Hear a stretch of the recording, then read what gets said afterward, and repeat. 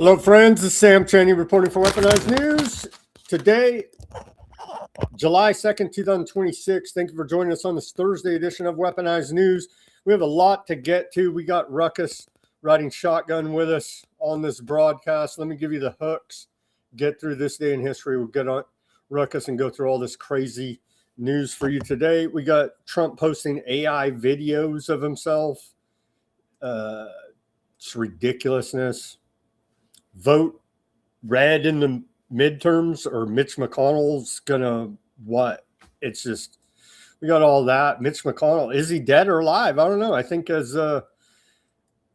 his constituents, we should know, especially the people of Kentucky. But I mean, he is a senator, kind of a big deal. They're like, yeah, whatever. Just Weekend and Bernie's in it. He'll keep on voting for more war, and that's really all that matters. We got that news. Protester over there at the Capitol, U.S. Air Force major is arrested at the Capitol protesting Trump, calling for his impeachment. We have that video. That's what we need all of the armed forces to do. We got KFAB coming out of Bobby Kennedy Jr. They're literally telling you, they're posing with the freaking WWE belts. Like, it's literally professional wrestling. They're actors following a script. We'll take a look at all of that for everybody out there that just loves the government, that can't get enough of this KFAB BS. We got the Flamingo Revolution. Some more news about that. In Albania, the big protests there against Jared Kushner trying to steal a bunch of their land. We continue to cover that. We have a bunch of economic news, Epstein news, as per usual. I haven't missed, by the way, for everybody out there, I haven't missed a day of Epstein reporting since the files were released. So how you like me now? Bunch of economic news, bunch more exposure of all Trump's corruption. Trump admits in an interview they have inside information, him and his family, and they're profiteering handsomely off of it. The rest of us are looking in the back of the cabinet for freaking top ramen, trying to figure out how we're going to afford to eat. They're making $1 gazillion. What do you have, Trump derangement syndrome? And then the next asshole that gets in there is going to be even that much worse. You understand? Bunch of geopolitical news. The Russia-Ukraine war is horrific. It's officially now being reported by CNN all over the place, though. 2 million dead in that war. Just what a horrific bloodbath. We'll take a look at that. 1,000 days of genocide in Gaza here now. It don't stop. They're bombing the hell out of Lebanon right now as I speak. It don't stop. They're bombing people. They're bombing refugees in tents. I mean, it just doesn't stop. We got all that news, the breakdowns, the numbers. When are we going into Cuba? Couple clips of Cuba president. He says that they've been under siege for 60 years. Damn, man. They've been under blockade for 60 years.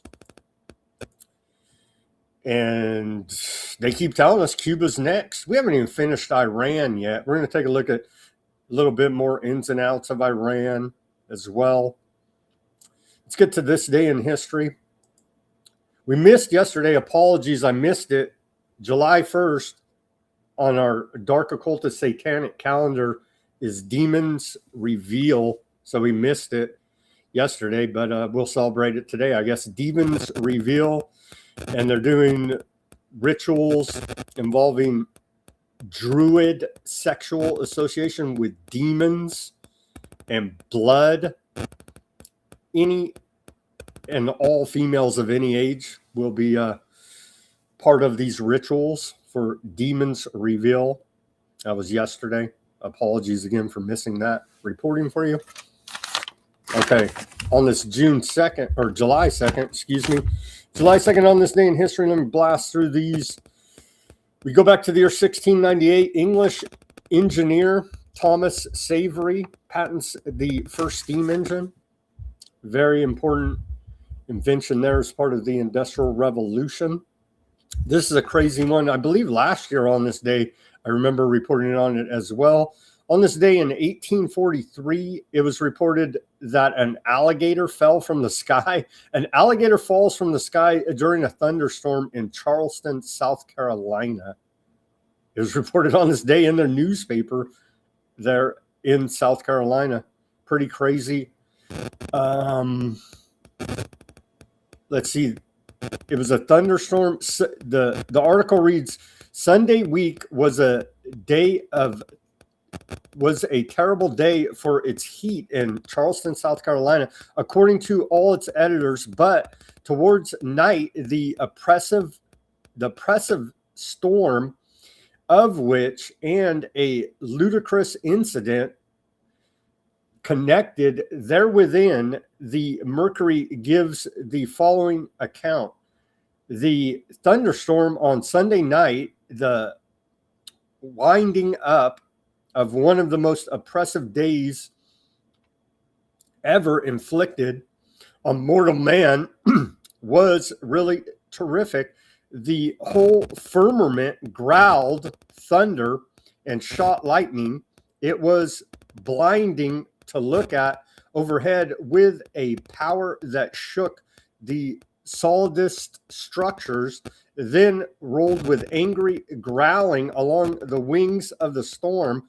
St. Paul's Church was struck, but no one was seriously injured. Beyond this, we have heard of no casualties, unless we may account as such the raining down of an alligator about 2 feet long at the corner of Wentworth and Anson Streets.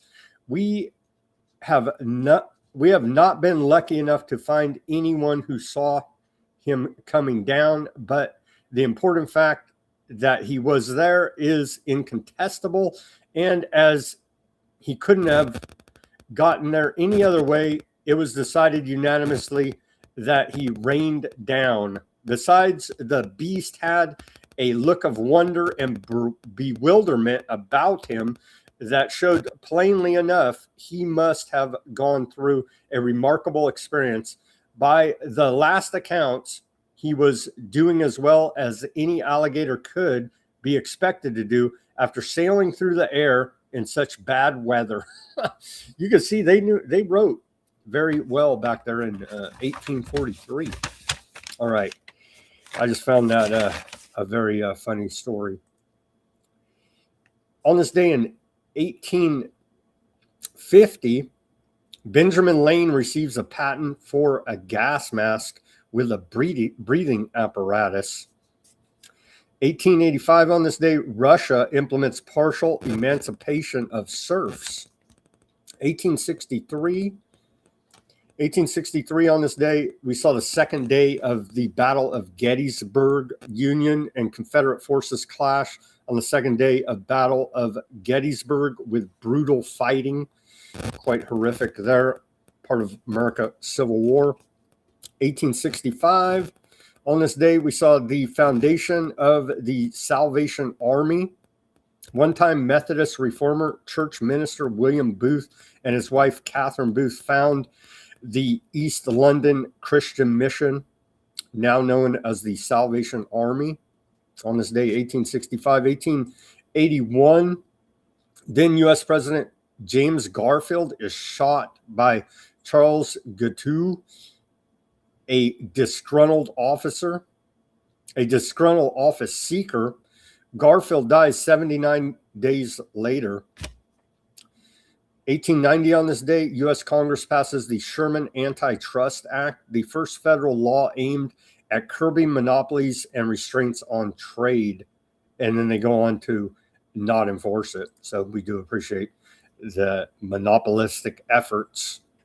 On this day, 1901, Butch Cassidy and the Sundance Kid rob a train of $40,000 in Wagner, Montana. On this day, 1916, Lenin sends his manuscript Imperialism, the highest stage of capitalism, to his publisher arguing that modern capitalism is dominated by monopolies of finance, capital, colonial rivalry, and the division of the world among great powers. On this date, 1921, then President Warren G. Harding signs a joint congressional resolution declaring the official end of World War I with Germany.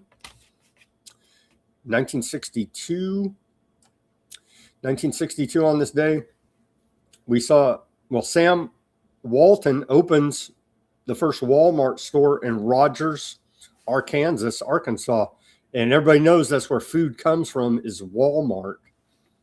So very important there.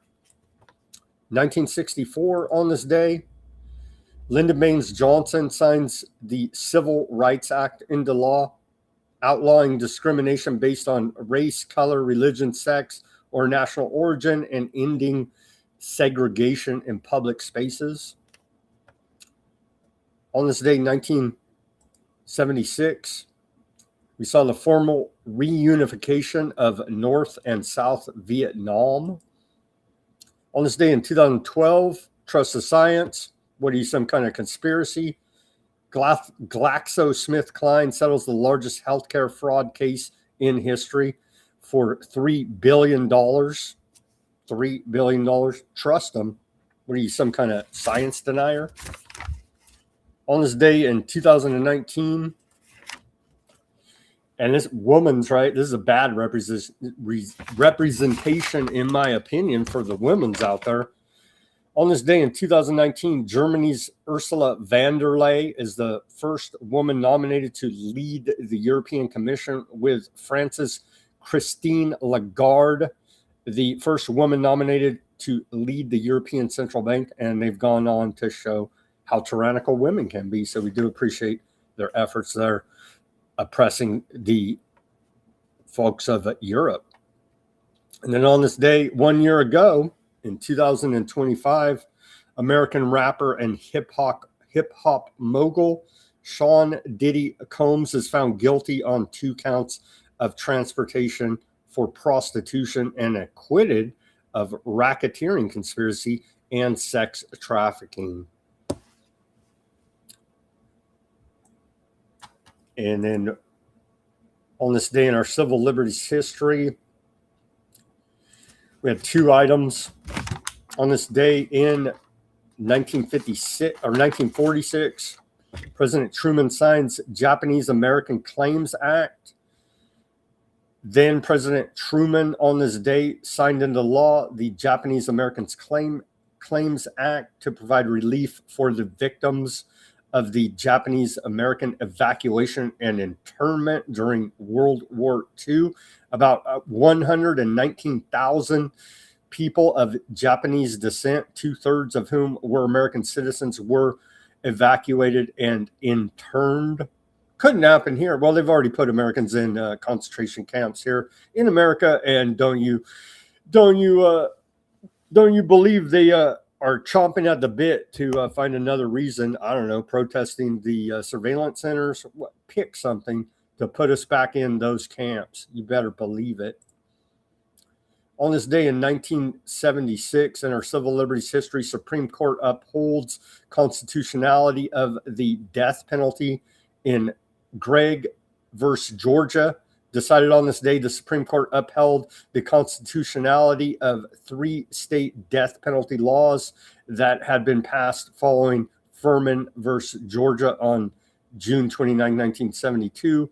In Furman, the court held that the death penalty as applied was unconstitutional because of a lack of procedural safeguards. Following the Furman decision, the newly approved death penalty laws included a bifurcated jury process that separated the decision on guilt from the decision on the sentence, specification of aggravating and mitigating circumstances to guide jury making decisions, and appellate review of death sentences. And here's our segue to the news. Trump posted this himself on his X account. Here's Trump AI Fed slop, essentially. Enjoy.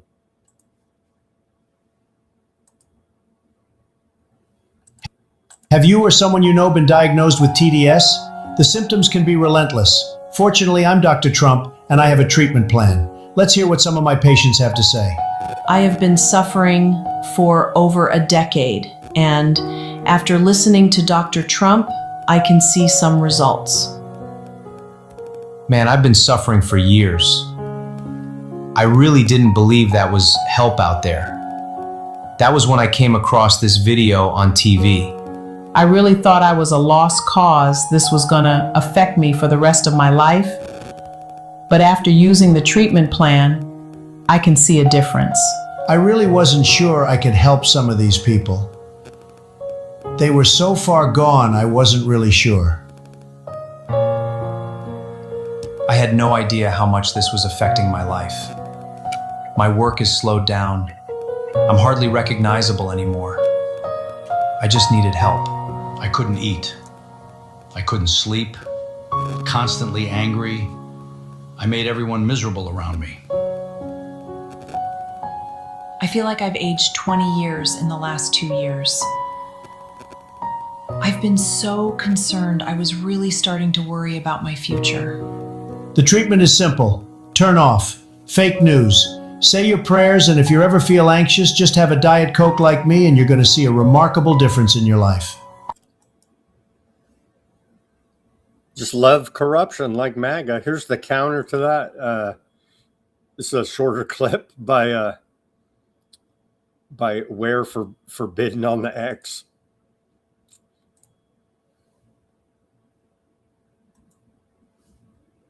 Our goal is simple, folks. We want to fix America. Mr. Dr. President, America is in critical condition. We need your help. Fake news, total hoax, the worst lie.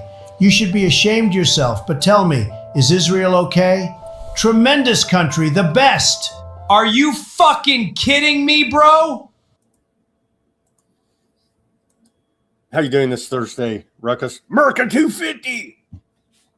That was that second one. I approve of that message. That was fantastic. I was like kind of already thinking something like that in my head. I was like, good job.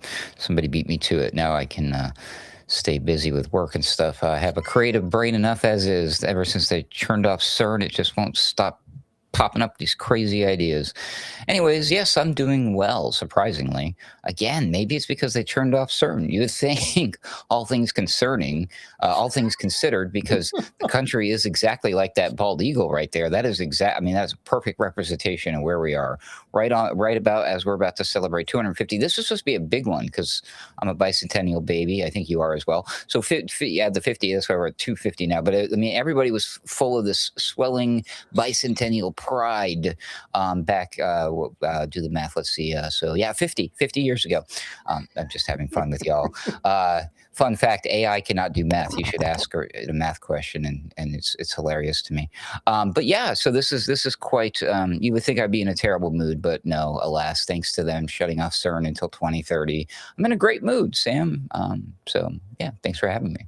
Well, wait till you go through this show. Well, hold on. Let me correct one thing, however, because there was that first video that you played. So for the record, I am not suffering from TDS. I never have, and I probably never will, hopefully. But I am developing a minor case of TPS, which is Trump propaganda syndrome.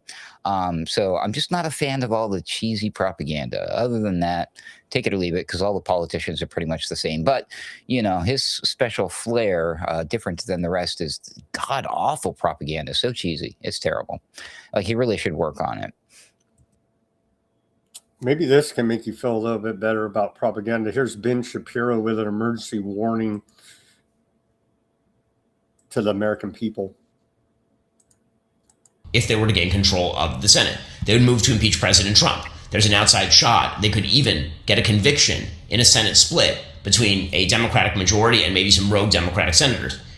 They, of course, will stymie any effort to refund our military, to restock THAADs, Patriot missiles, to build the new kind of military we need to actually challenge our enemies in the world. And again, there is, as I say, the possibility that President Trump gets impeached in the House and then even convicted in the Senate. That's all what happens if the Democrats win the Senate. So there's like very, very serious stuff. And that sets it up for 2028. Because if Democrats control the Senate in 26 and the House in 26, then they are one step away from having trifecta in 28. A trifecta? Republicans have a trifecta. They done jack. They poisoned us. They made glyphosate national security, illegal foreign wars of aggression. So F off Republicans, F off Democrats, F off entire corrupt government. How you like me now? Can I interest you in a third party? No, I'm just kidding. In a CIA party founded by Tucker Carlson. Hey, it could work, man. So Trump tells us now we'll never fish again because the commies, what are they, Democrats, socialists are winning. And so if they win in November, we'll never fish again, he tells us in this post. I'll save you. Today's Trump declared it National Scallops Day to celebrate action taken by the National Oceanic and Atmospheric Association that will open up the northern edge of Georgia's bank to scallops fishing. And then later in this post, he says that go out and vote Republican in the midterms because if the communists get in, you'll never fish again. Here's that. You think we'll ever be able to fish again if the communists get in there, Ruckus? You can see that right there. Can I confess something? Sure. I don't eat fish. I can't stand fish, so I don't have a dog in the fight on this one. Sorry. Although I'm not a fan of communists, so there's that. Since 1776, it's cool to love America. This is the slop propaganda right from the White House. It's garbage. See, you're making me ill. That's would you stop doing that? Stop showing the Trump propaganda because I have a bad case now. It's just full blown TPS now. I mean, it's coming through in the work that I do. Look, I mean, to the untrained observer, this might look like the Statue of Liberty behind you, right? But what's really going on, if you zoom in there, is that's actually from a meme that I made the other day. One that actually pretty much went quote unquote viral, as viral as anything I've ever done on Facebook is concerned. A scene from the classic 1968 sci-fi prediction of the present, Planet of the Apes, starring Charlton from My Cold Dead Hands, Heston. But yeah, I made it the Statue of Liberty look like Trump because that's what he's doing. You know, he's trying to like he's very vain, he's very narcissistic, and he likes to put his name and his face on everything and some crazy, wild accusations that are coming out of this new book that's coming out. I guess which I think is one of the ways they're going to try to get rid of him. There's something damning in this book that everybody's like, oh, there's something in the book. I'm like, I don't know. That just be made, you know, people trying to sell the book. Who the hell knows?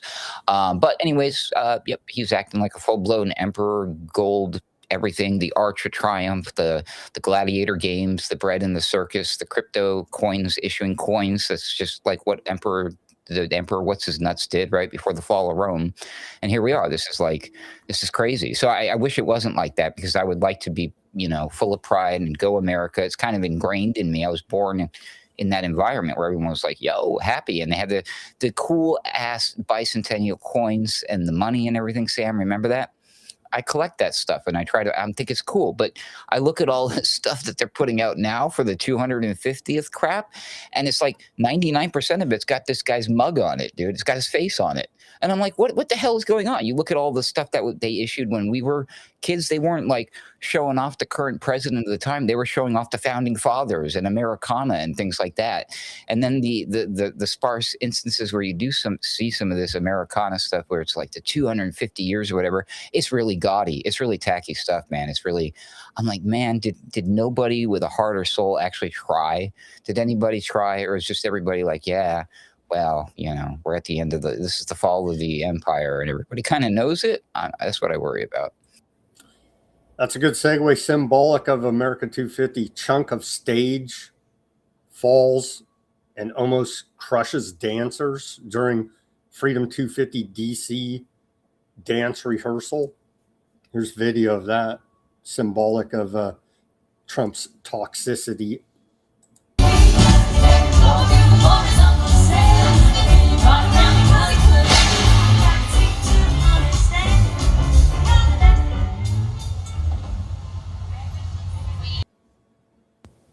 straight out of a movie. Nice slow reaction too. That was perfect. The wind down, like everybody, like, whoa, that was great. Large crowd there too. It's a good thing nobody got hurt. I mean, anyway.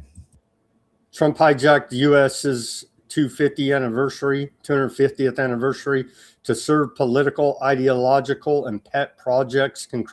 Congressional report says House Democrat subcommittee report outlines web of alleged corruption, wire fraud, and pay-to-play schemes. As we continue to report here at Weaponized News, it's starting to look like, I guess we'll get to it in the economic section. It definitely is looking like you give a donation to Trump and they look the other way, or get your court cases released.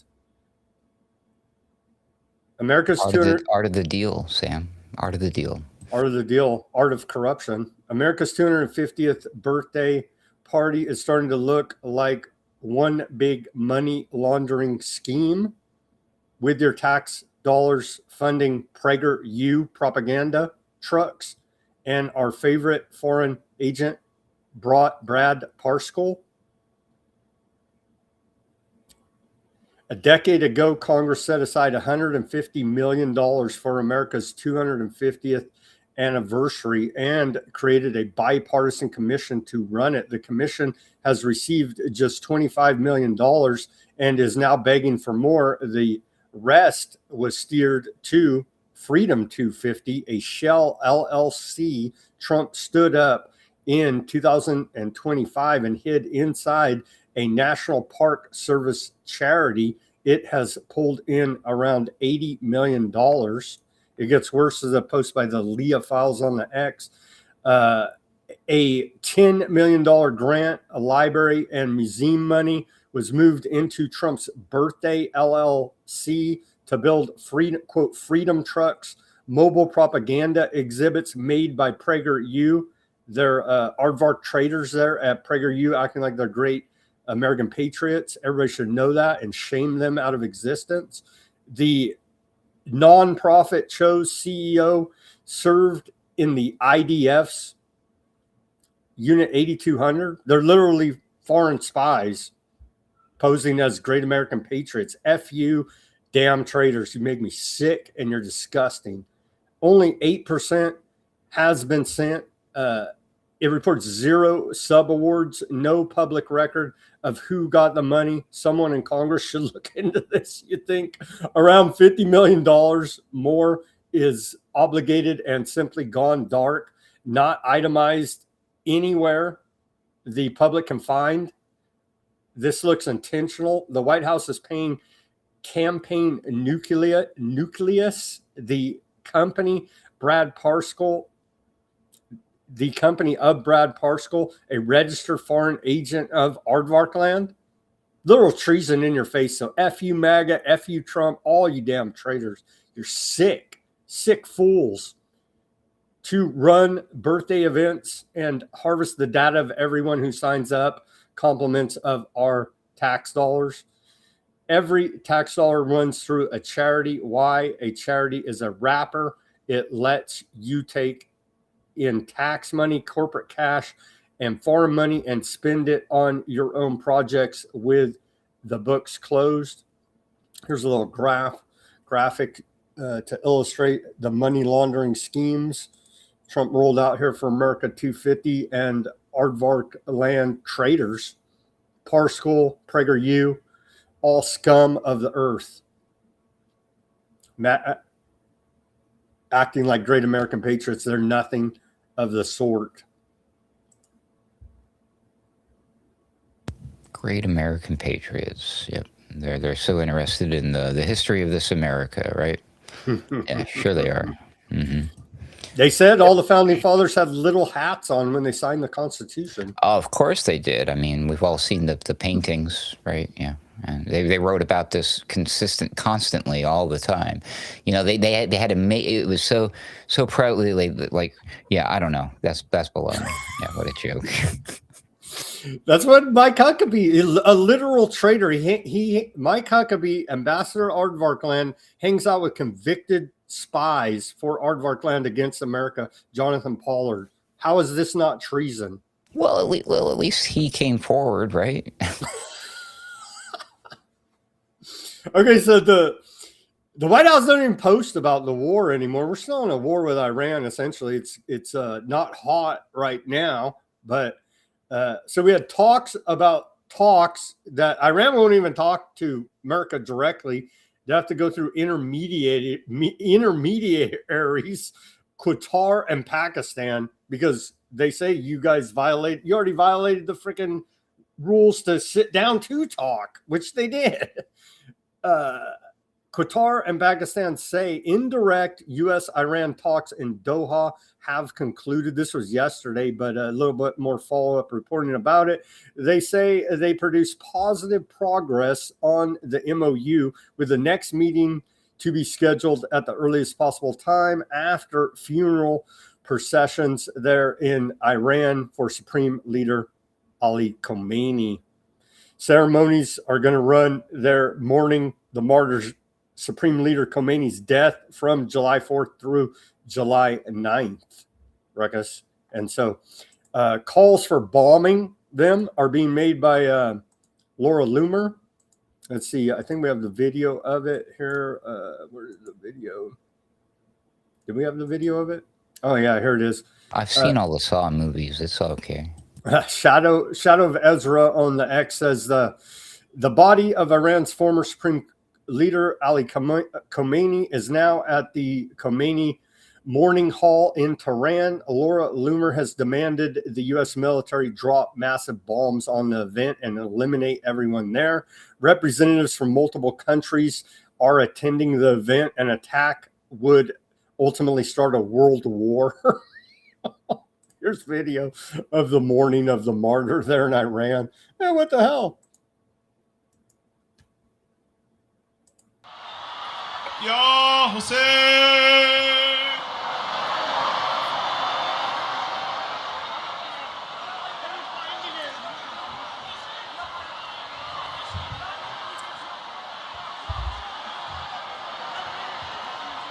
اصلا نمیشه باورم که دیگه نیستی بینمون. There you go. So who's worse, those religious fanatics or the Christian Zionist religious fanatics or the Aardvark religious fanatics? I don't know. They're all scary to me. Well, they're luckily that none of that's going to happen. What Laura Loomer is suggesting there, thank God. Trump would never, ever do something like that. I mean, such an obvious war crime and all that. I mean, you want to know why, Sam? Because that's exactly the type of playbook that Obama was running when he was like droning people at their weddings and funerals and stuff like that, you know. Well, wait, I guess Trump did do something during, anyways. But yeah, no, yeah, this is probably not good if they decided to target them like that. That would be a very, I could think of, so that's something like one of our probably the greatest ally of ours in a certain region might consider doing something like that. But I don't think we would ever do that. No way. Because again, you know, Obama did something similar and Trump hates Obama, right? U.S. officials feared Aardvark land might assassinate Iran's top negotiators, as they've done multiple times here. Foreign Minister Argachai and Speaker of the House Ghalibaf during sensitive peace talks this spring concerned such a strike would derail negotiations and reignite the war. Washington asked regional countries to warn Iran of the risk. Iran took extensive security measures to protect its delegation, including military escorts and changes to travel plans after receiving intelligence about possible Aardvark land assassination attempts. That's a report out of the failing New York Times. So yeah, it's kind of their thing. They're like, why don't you want peace? I don't know. You whacked the peace negotiators the last 5 times they came to talk about peace, bro. Well, you're a damn terrorist. There you go. Here's fool me twice. Shame on you. Fool me again. Can't fool again. Right? Isn't that how the saying goes, according to George Bush? Yes. Yes. Laura Trump says she has no clue why so many clown influencers like Tucker and others have suddenly started accusing Trump of being an Aardvarkland puppet. Let's watch this. It's a mystery. There have been a lot of these at one time very influential people who were huge Trump supporters, who were very strong in terms of their support for, you know, the conservative movement, MAGA, all of it, who seem to have started peddling very crazy ideas out there, like that Donald Trump is a puppet of, you know, Israel, and that he's only doing the things he's doing to benefit Israel and Netanyahu. It's crazy stuff. I can promise everyone out there, there is only one goal in mind at the end of the day for this president. It is the best thing possible for the United States of America, period, end of story. But this sort of thing, where now we're a couple months away from midterm elections and you have someone like Tucker Carlson saying he's not voting for the Republicans in, you know, the House and Senate race. There have been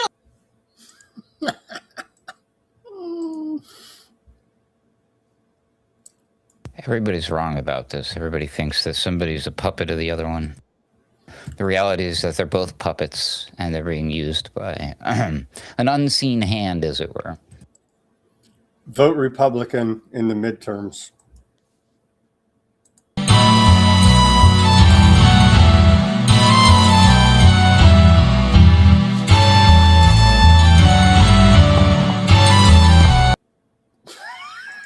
Is Mitch McConnell alive? It's reported like 2 weeks ago he was found in his house unconscious. He's in the hospital somewhere, maybe dead. We don't even know. Former leader of the Senate not that long ago. And now we don't even... Should he be allowed to vote from the grave, Ruckus? Well, this is so much easier than what they've been doing, putting the poor guy through, like, standing there and he freezes and he can't talk. Remember the glitches that he's had multiple times? He's having a bunch of seizures, a bunch of freaking strokes. Yeah, this is much better to do you mentioned it earlier, the weekend at burying these thing. We'll just do that, like you were just showing there, basically. So that's why we need to vote Republican.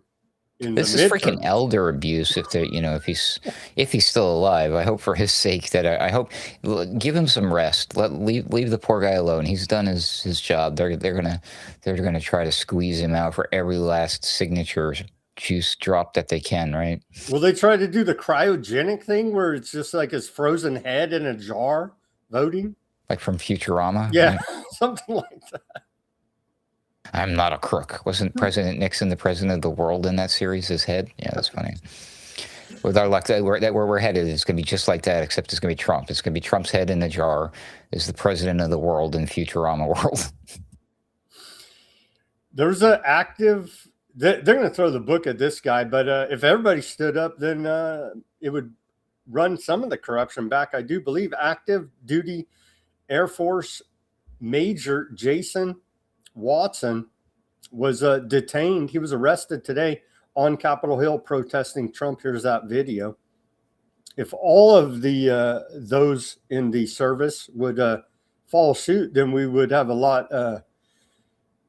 we'd be looking a lot better at this America 250, but this guy, they're going to throw the book at this dude, make an example out of him, I'm sure. To grow a sentence, get him the hell out. Put him in jail where he belongs.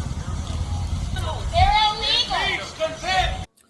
Impeach, convict, remove. Remove!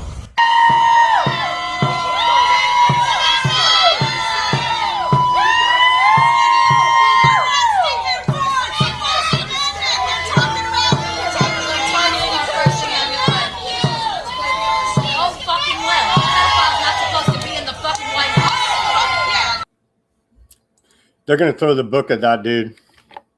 Guarantee it. He knows it. The people arresting him possibly know it, but all of his colleagues, where he used to work, the military, they all know it. Yeah, I wouldn't want to be that guy. Very brave what he did, because it doesn't serve any purpose other than that show there, and it plants a false idea in a lot of people's heads, which is like, is this part of a plan? Is this an Overton window thing? Is this a psyop?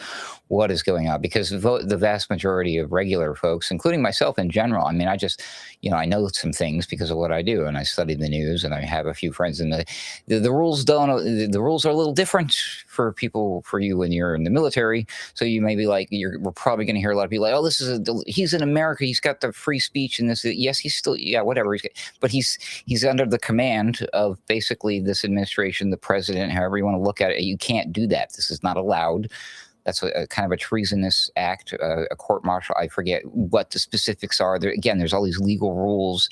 You can't do that in the military, you know. Very noble of him, whatever he believes in what he believes. Similar to the guy who set himself on fire and all that. What did that achieve? Not much. But yeah, I just...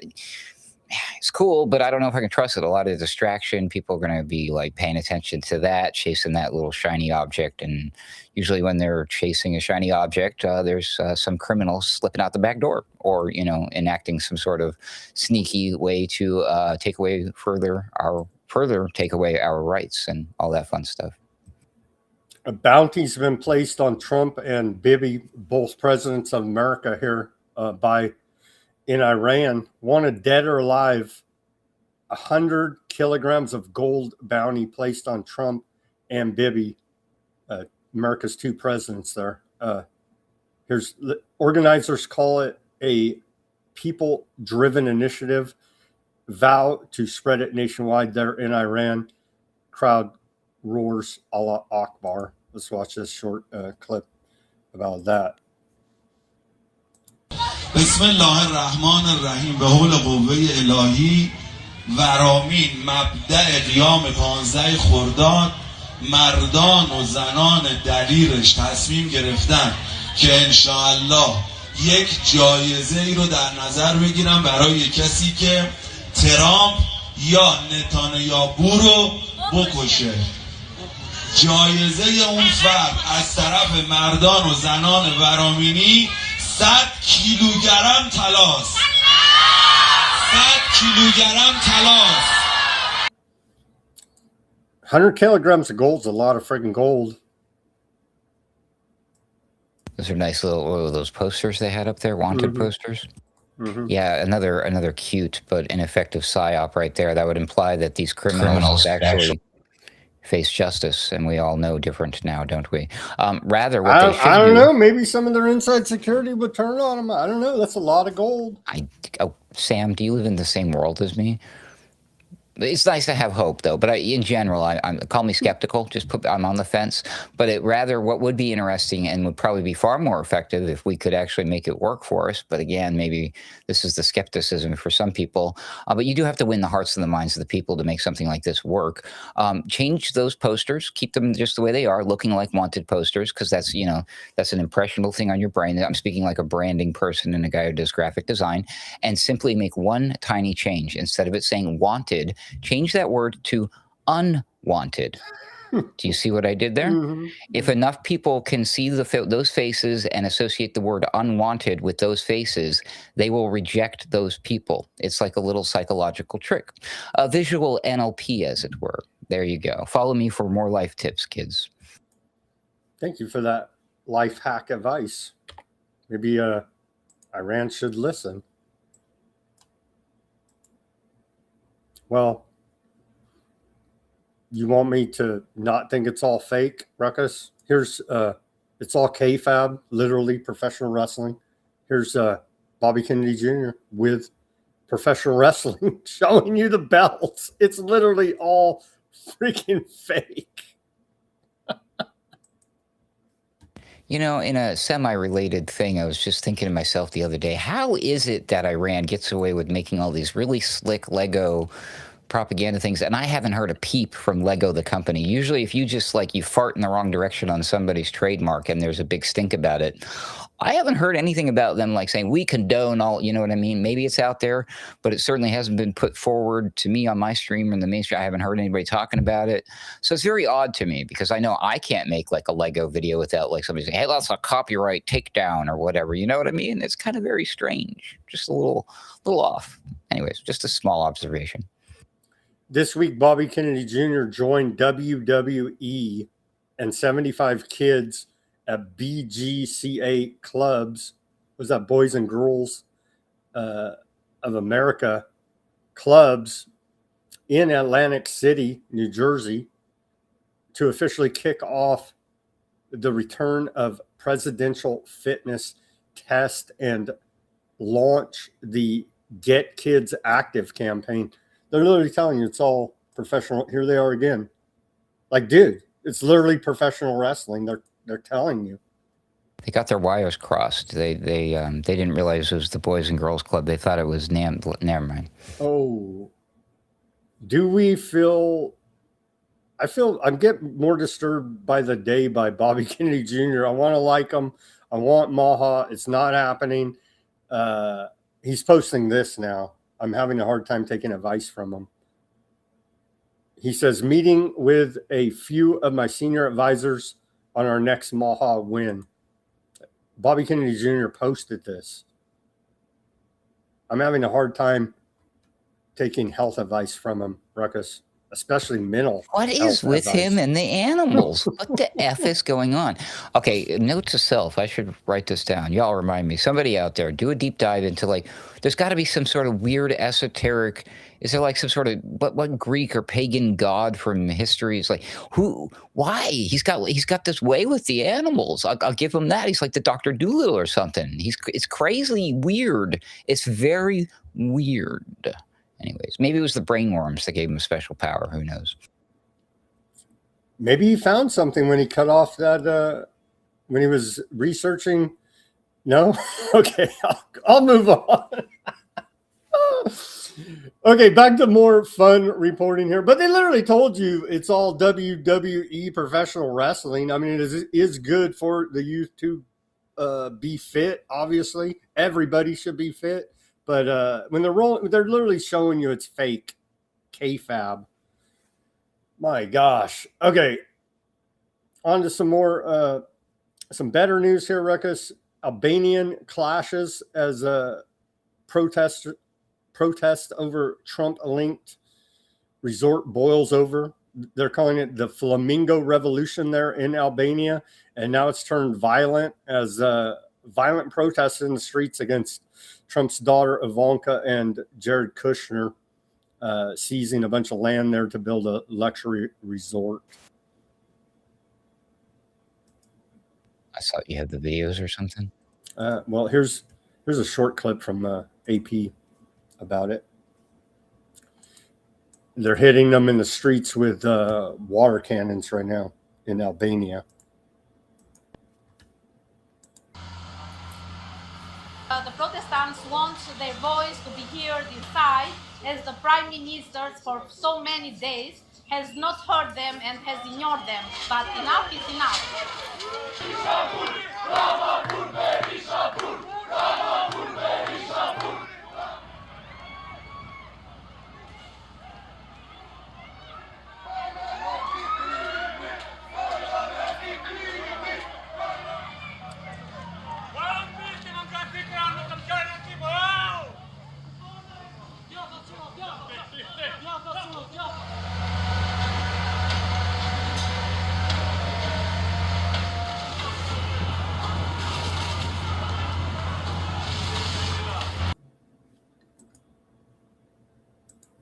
The Flamingo Revolution there, Ruckus. Seems to be a trend taking place across the planet during my lifetime of, governments oppressing their people as they're protesting. Neat. Brings me back to the summer of love. It does my heart good to see that kind of thing. Doesn't it do the same for you, Sam? Bring back fond memories of a better time. Demonstrators in Tirana threw eggs and objects at vehicles of lawmakers and ministers during ongoing protests opposing land seizures, the sale of Sazan Island to Jared Kushner, and transfers of protected lands to oligarchs. Albanian police responded with tear gas, water cannons, pepper spray outside Parliament, injuring 3 officers and 1 protester. The demonstration's part of the Flamingo Revolution. See, they're doing it all wrong. Governments, if you want to stop a revolution, you can't be using tear gas. Oh, wait a minute. I shouldn't give them any ideas. There's a bunch I'm of sure clips from history, there's examples of that somewhere out there. You might be hard-pressed to find it the further we move towards the future. Google it, as the kids say. Here's one you may like, Ruckus. We continue to I follow. doubt it. It's not a propaganda, is it? Oh no. Inside the Luddite Festival, harnessing Gen Z's rage against big tech, New York City's Summer of Lud Festival is teaching people how to live offline amid the suffocating presence of big tech. I should trust you more. I do like this. Mm-hmm. That's a report out of Wired magazine. And so they're putting on this festival on Sunday evening in the middle of Tompkins Square Park in New York City's East Village. Hundreds of people gather in front of a giant paper mache face of a woman wearing a crown right there. She's the backdrop of a play. Her body made up of curtains that look like a dress but serve as dual purpose, allowing actors to scurry on and off stage. That is pretty inventive, actually. That's actually a stage, or they're doing their stage work behind that thing. That is clever. I was raised around a local theater group, did plays and stuff like that. My dad was a director and actor, and a lot of them, me and my sister were actors when we were little kids in these local plays. So yeah, no, that's very interesting. Not crisis actors, right? You didn't help stage any false flag attacks, did you? No, actual plays. Actually, our the local theater troupe, they almost exclusively, but not really, but musicals, and almost exclusively Rodgers and Hammerstein's. So like Oklahoma, Promises, Cinderella, stuff like that. Fun, Mame, anti-Mame, good stuff. South Awesome. Pacific. Oh, anyway, sorry. More reporting about this. The Summer of Lud, a week-long series of talks and activities like how to flirt and date offline, mending and learning to fight against data centers, all focused on getting people off their phones and into community. I think it's a good thing, honestly, but obviously they're damn terrorists for wanting to not have the surveillance centers and a microchip in their brain, right? Terrorists. To be honest, they're damn terrorists for whatever reason the government feels like, Sam. I agree. Which is not going to feel so good when they change, the guard changes and it's on the shoes on the other foot, and then they're doing it to you people who are all like cheering this. Anyway. Pretty good breakdown little festival. The Summer of Lud. I dig it. Okay, continuing here. ICE, are we going to get mass deportations? They did a giant surge. We're told ICE has detained 10,000 illegal aliens in the last 5 days in New York City. 10,000 out of 50 million. I don't know. It still seems like a drop in the bucket to me, but maybe it's something they're trying here now before the midterms to throw some red meat to the base. Immigrant arrests surged to 10,000 in 5 days as ICE clamps down in New York City. What do you think there, Ruckus? Are we getting mass deportation, Sam? That's what this is what this looks like, right? Maybe mass. Maybe each letter stands for something. It's like an acronym that we're not familiar with, like maneuvering at slow speed deportation. There you go. 10,000. Mr. Technocracy Vice President J.D. Vance said there's 50 million illegal aliens in this country. So I don't know what kind of, and I guess they don't even put out the numbers anymore. They gave up on that whole campaign. Should I ask ChatGPT? Ask them how many have been deported. The last numbers I saw is like 2.4 Sorry, million. it's got a circle spinning and says your request failed. Try again later.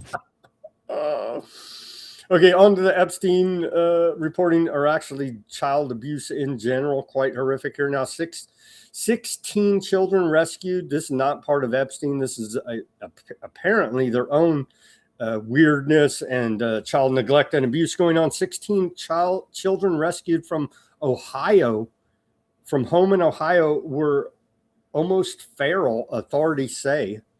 report out of the Associated Press, 16 children from the same family who were rescued from a dilapidated house in rural Ohio were living in wretched conditions with human waste all around them, confined to just one room over much of the past 4 years, authorities said. Some of the children discovered 2 days ago on Tuesday were unable to speak, and one, an 18-year-old who was developmentally disabled, could not even write her name. Investigators said most of the livestock was kept in better condition than the children. The sheriff's department said the children's parents and grandparents were charged with felony child endangerment. The prosecutor said authorities found the children while carrying out a search warrant in an unrelated investigation. Ohio Attorney General Andy Wilson said in a Wednesday press conference, officials said it seemed as if no one outside the family knew about the children who weren't enrolled in school. We didn't know there were going to be 16 kids there, Wilson said, who was nearly at a loss for words in describing what officials found in the tiny village of Hamden, Ohio, that sits in one of Ohio's poorest counties. It's the type of thing that we're not used to seeing here in America. Except for that whole satanic panic thing, right? But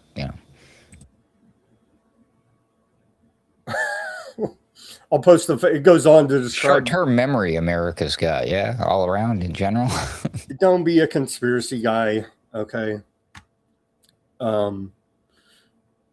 Let's see here. Yeah, there's more sordid details there in the AP story. For those interested, it'll be posted at Weaponized News Substack. Here's for what strange reason would people decide to keep children off the radar and in large amounts and treat them like no better than livestock or animals? I can't even. Thank God I don't have a vivid imagination or anything like that. Yeah, this is what a dark, disturbing world, Sam. Let's put up the headline, and then here it is. Telling you, man. Why Ohio? What's up with that, JD Vance? Anyway. Right. Old Ramaswampy. I had no idea Hillary Clinton came from Ohio. Is that where she's from? Oh, no, shoot. No, she's actually from she's from Arkansas. No, she's from Chicago. She's a old school gangbanger. You should ask who did you have on the other day? Paranoid American, right? Ask him. Hey, do you order that Adreno stuff from Ohio? Do they have a factory there or anything? That'd be an interesting question to ask him. I'm just totally kidding. I'm reaching for straws here. Help. Department of Homeland Security posted this earlier today as part of our human trafficking task force with the IRS and LAPD. We are announcing the arrest of 10 defendants who have either been indicted for trafficking by federal grand jury or benefited from sex trafficking. Let's watch this short press conference about that. This morning, as part of our human trafficking task force with Homeland Security investigations, IRS, and LAPD, we are announcing the arrest of 10 defendants who have either been indicted by federal grand jury for trafficking or benefiting from sex trafficking of individuals in the Figueroa corridor. 7 of the defendants are related to our prior operation, Broken Blade, targeting the Hoover Street Gang. 2 of the defendants have been charged separately for sex trafficking, Kylan Young from the East Coast Crips and Dejon Williams from the Neighborhood Crips. Young trafficked a 15-year-old victim through violence. Williams trafficked a 16 and 17-year-old victims as well as an adult through violence. A 10th individual, Kenny Ray Mann, also a sex trafficker who was trafficking 16 and 17-year-old girls, has been indicted.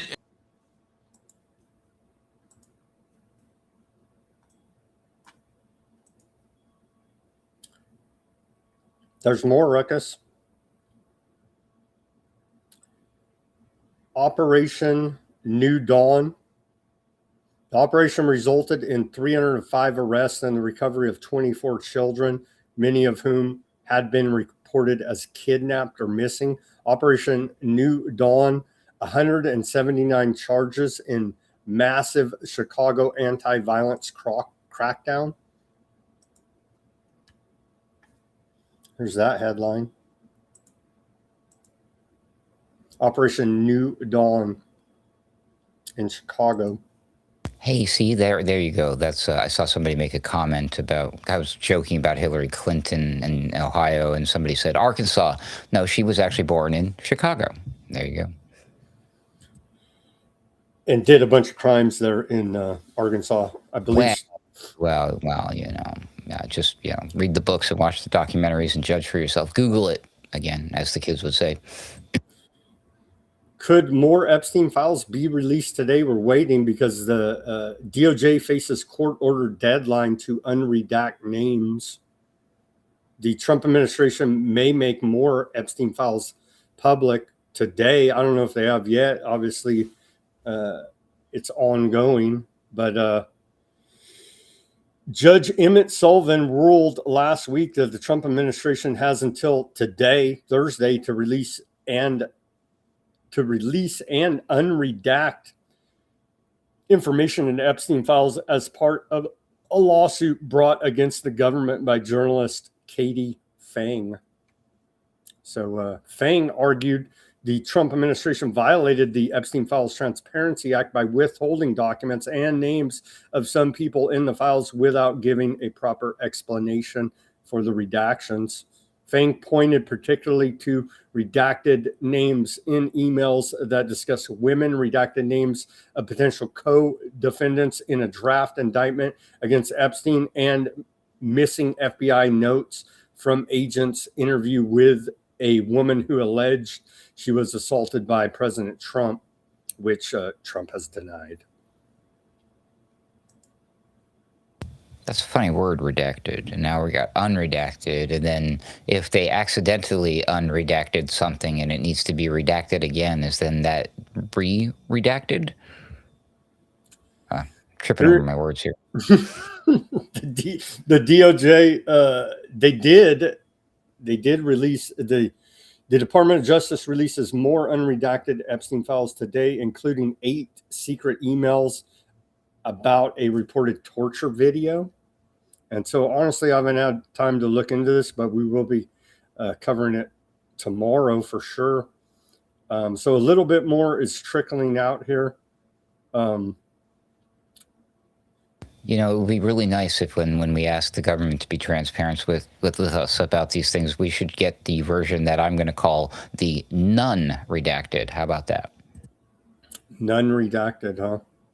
Yeah, there wasn't much reporting about it earlier today. Maybe more has come out, but we'll have to follow up on that tomorrow. All right, let's take our live commercial break here, Ruckus. We're at the top of the hour.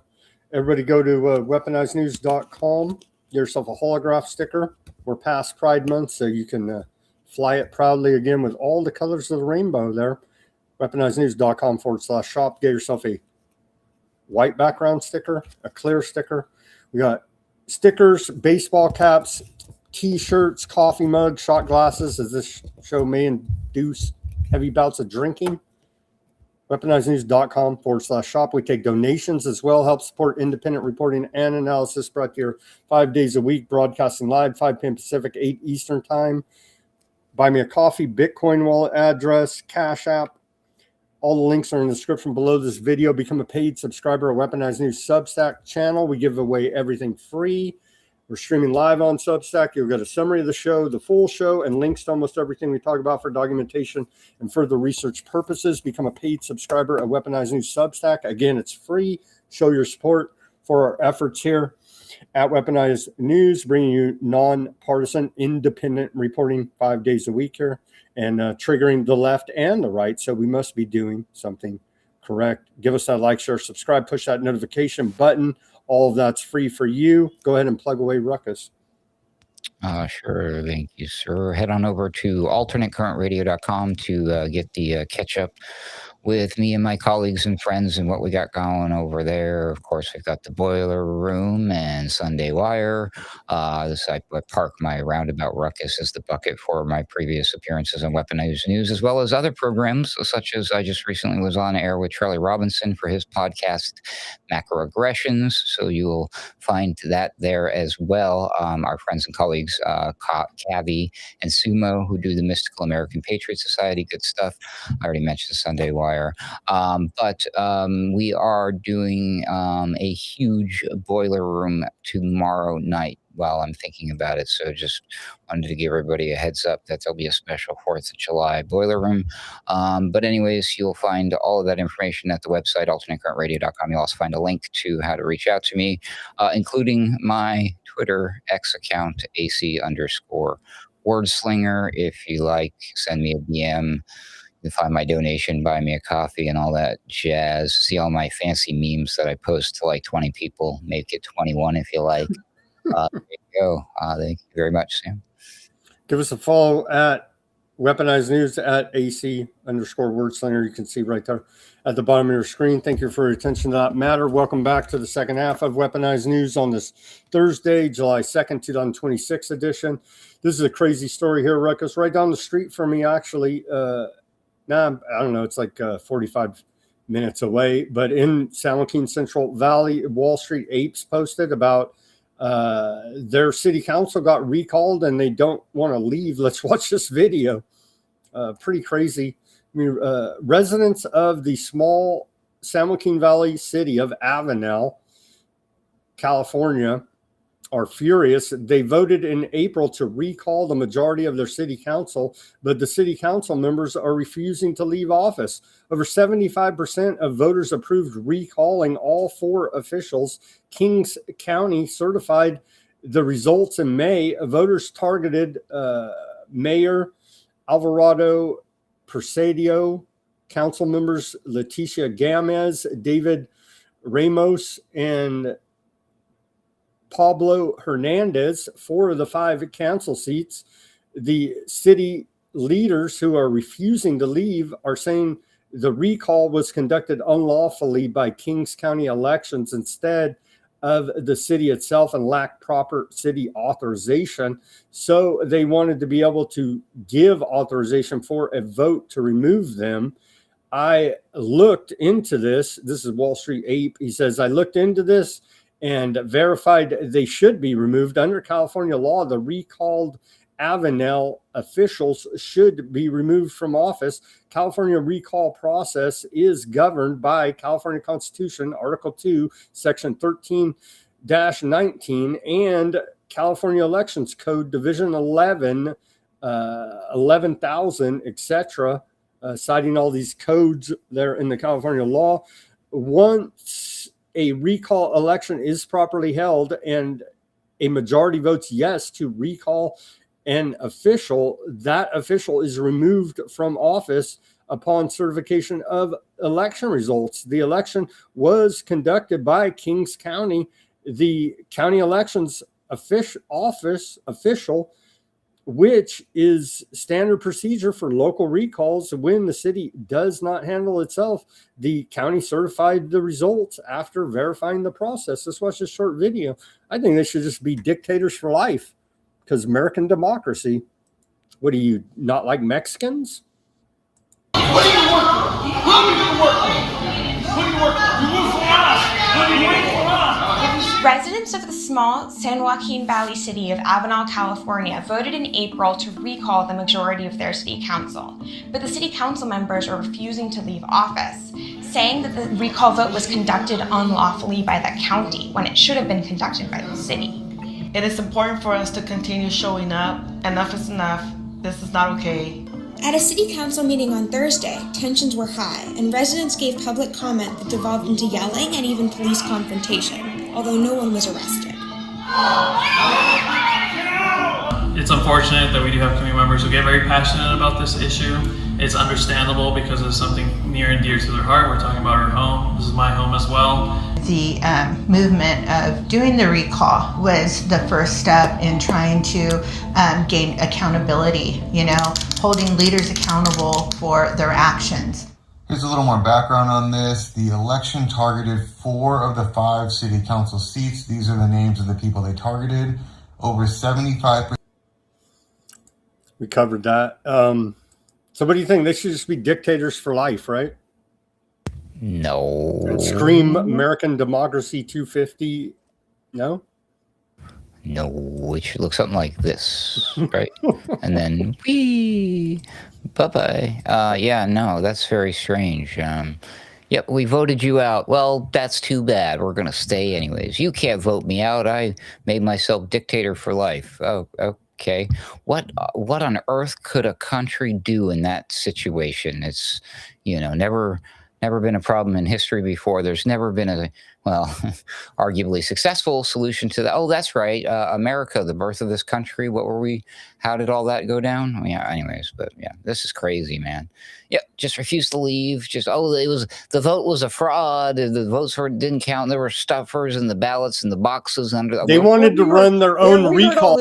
They wanted to run Yeah. their own recall, a la Gavin Newsom, state of California. I was like, where do they learn these things from? See, shit rolls downhill. Excuse my French, but they're watching and learning and observing. Monkey see, monkey do, right? Yeah, monkey do. Yeah, and it's we have to live like this is ridiculous. Again, what do you do? I mean, and you go out, you protest, and then we see what happens there.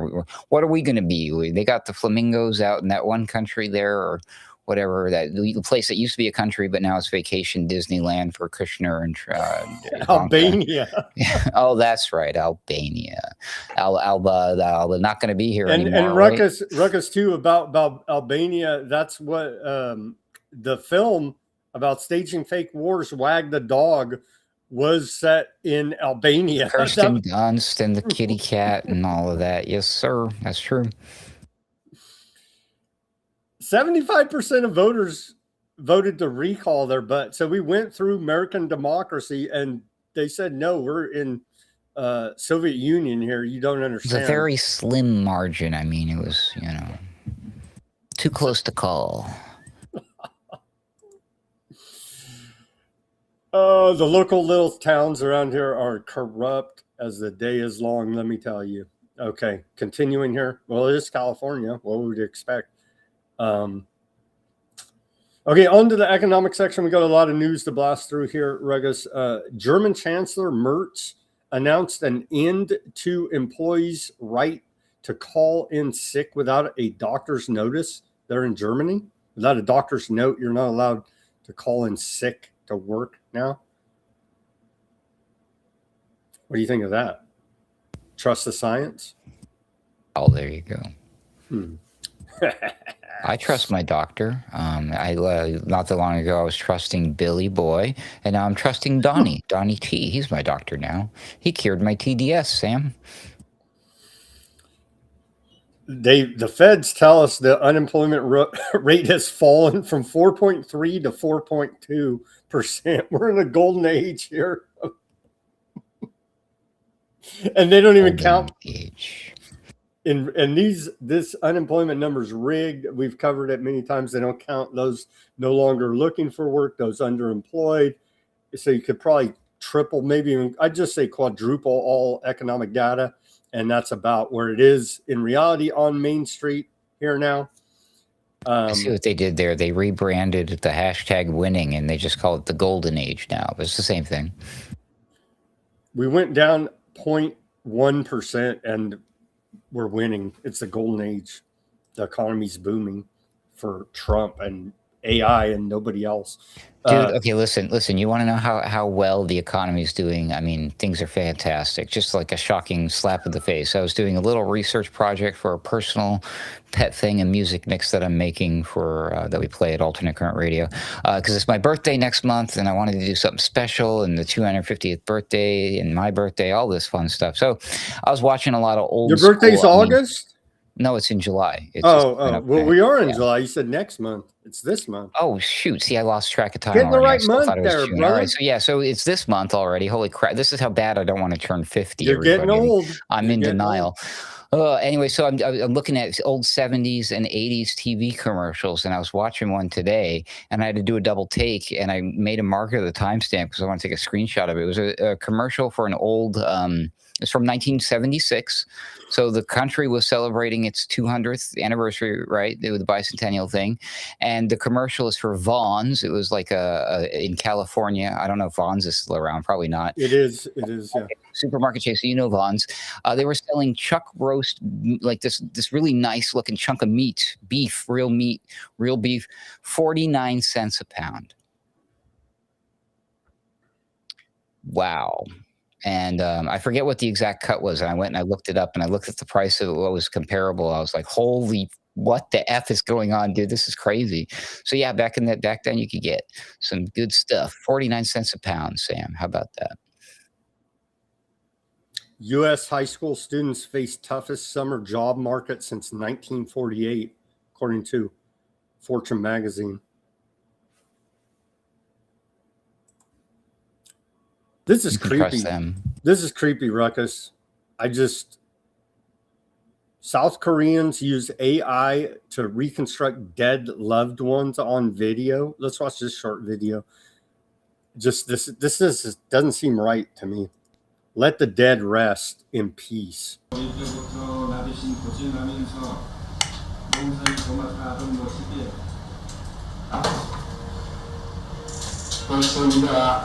환갑은 맞았구나. 표현이 서툴러서 저라진 좀 따뜻한 말 한마디 제대로 못해줬어. 표현이 서툴러서 저라진 좀 따뜻한 말 한마디 제대로 못해줬어. 처음에 받으셨던 경우 보고 약간 좀 안 본다고 약간 이런 식으로 말하셨는데 결국 보시고 나서 약간 눈물 좀 흘리시더니. 아 그래요? 놀라세요? 네. 그래가지고 약간 좀 보람을 느꼈어요.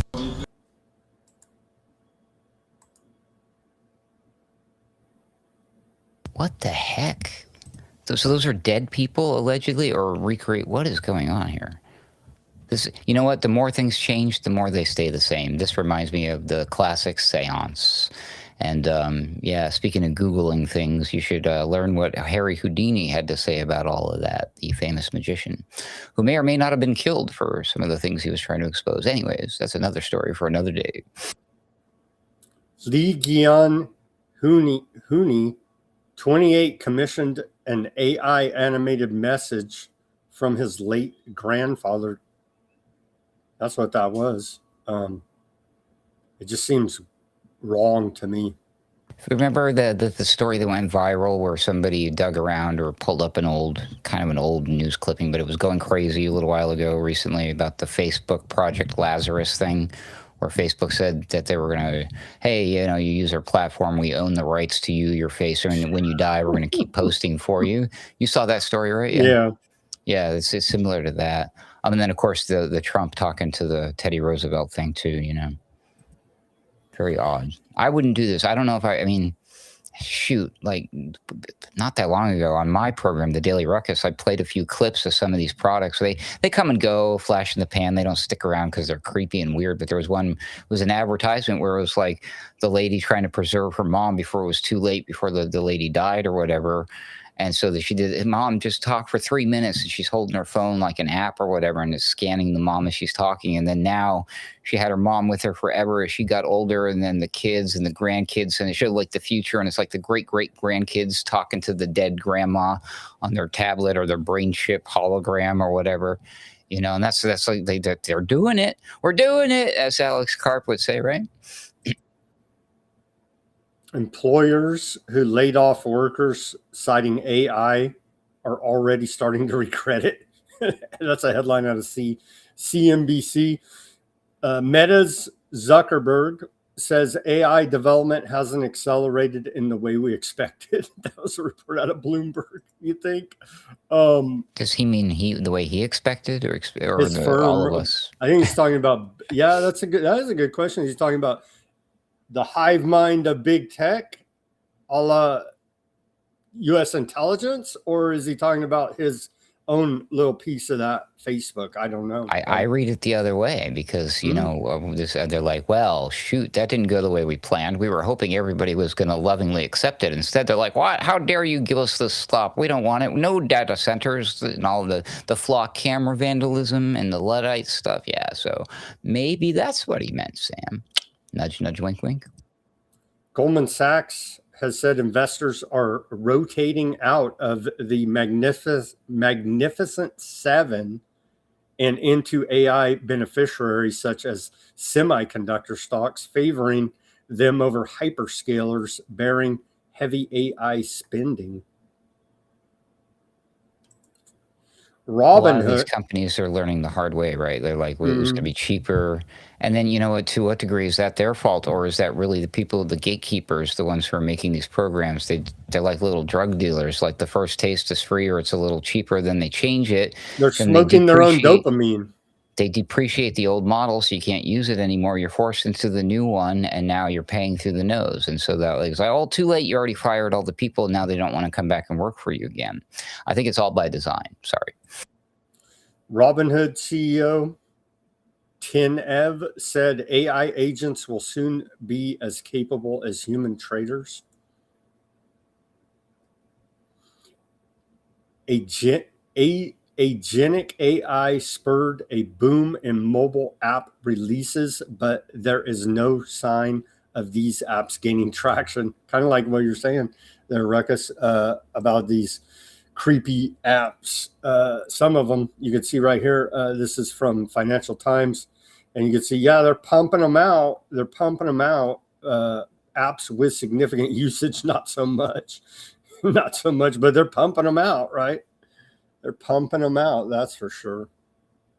Also, these things in particular happen to be like, it's not that it necessarily comes with a steep learning curve. It comes with an invisible learning curve. And I find that very interesting, that it's like, you know, these things could be very powerful and very useful, but you would have to like seriously, honestly teach people how to properly use it. But then it kind of includes a basic grasp of the world around you, which again, they shot themselves in the foot. People aren't as keen or as smart or clever as they used to be. And I think it's a giant fail. It's like putting a more advanced toy in the hands of a toddler, and instead of interacting with it the way they intended it, they just pick it up and smash it on the floor. You know what I mean? Do you remember the show from the 80s, Greatest American Hero?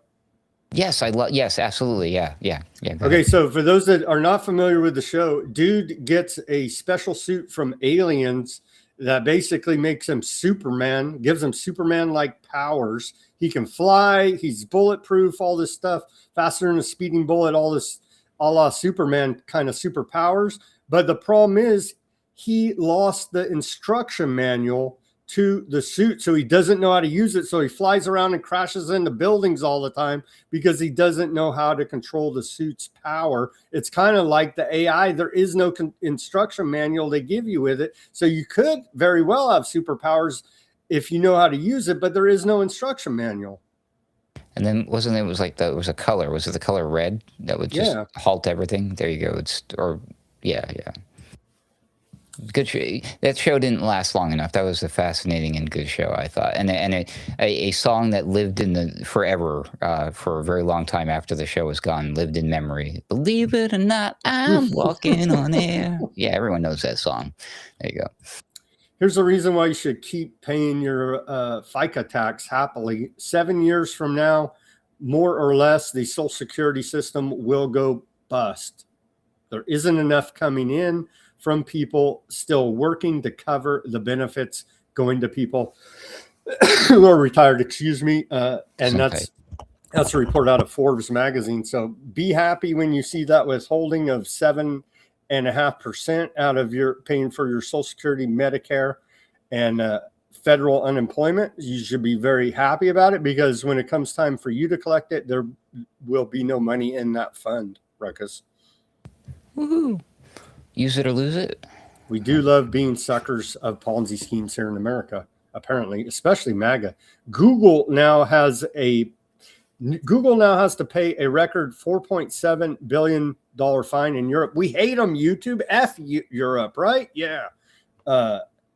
In 2018, the EU slapped the tech giant with a major fine because of Google's abuse of their monopoly powers. We don't believe them, YouTube. They're just being mean to you guys.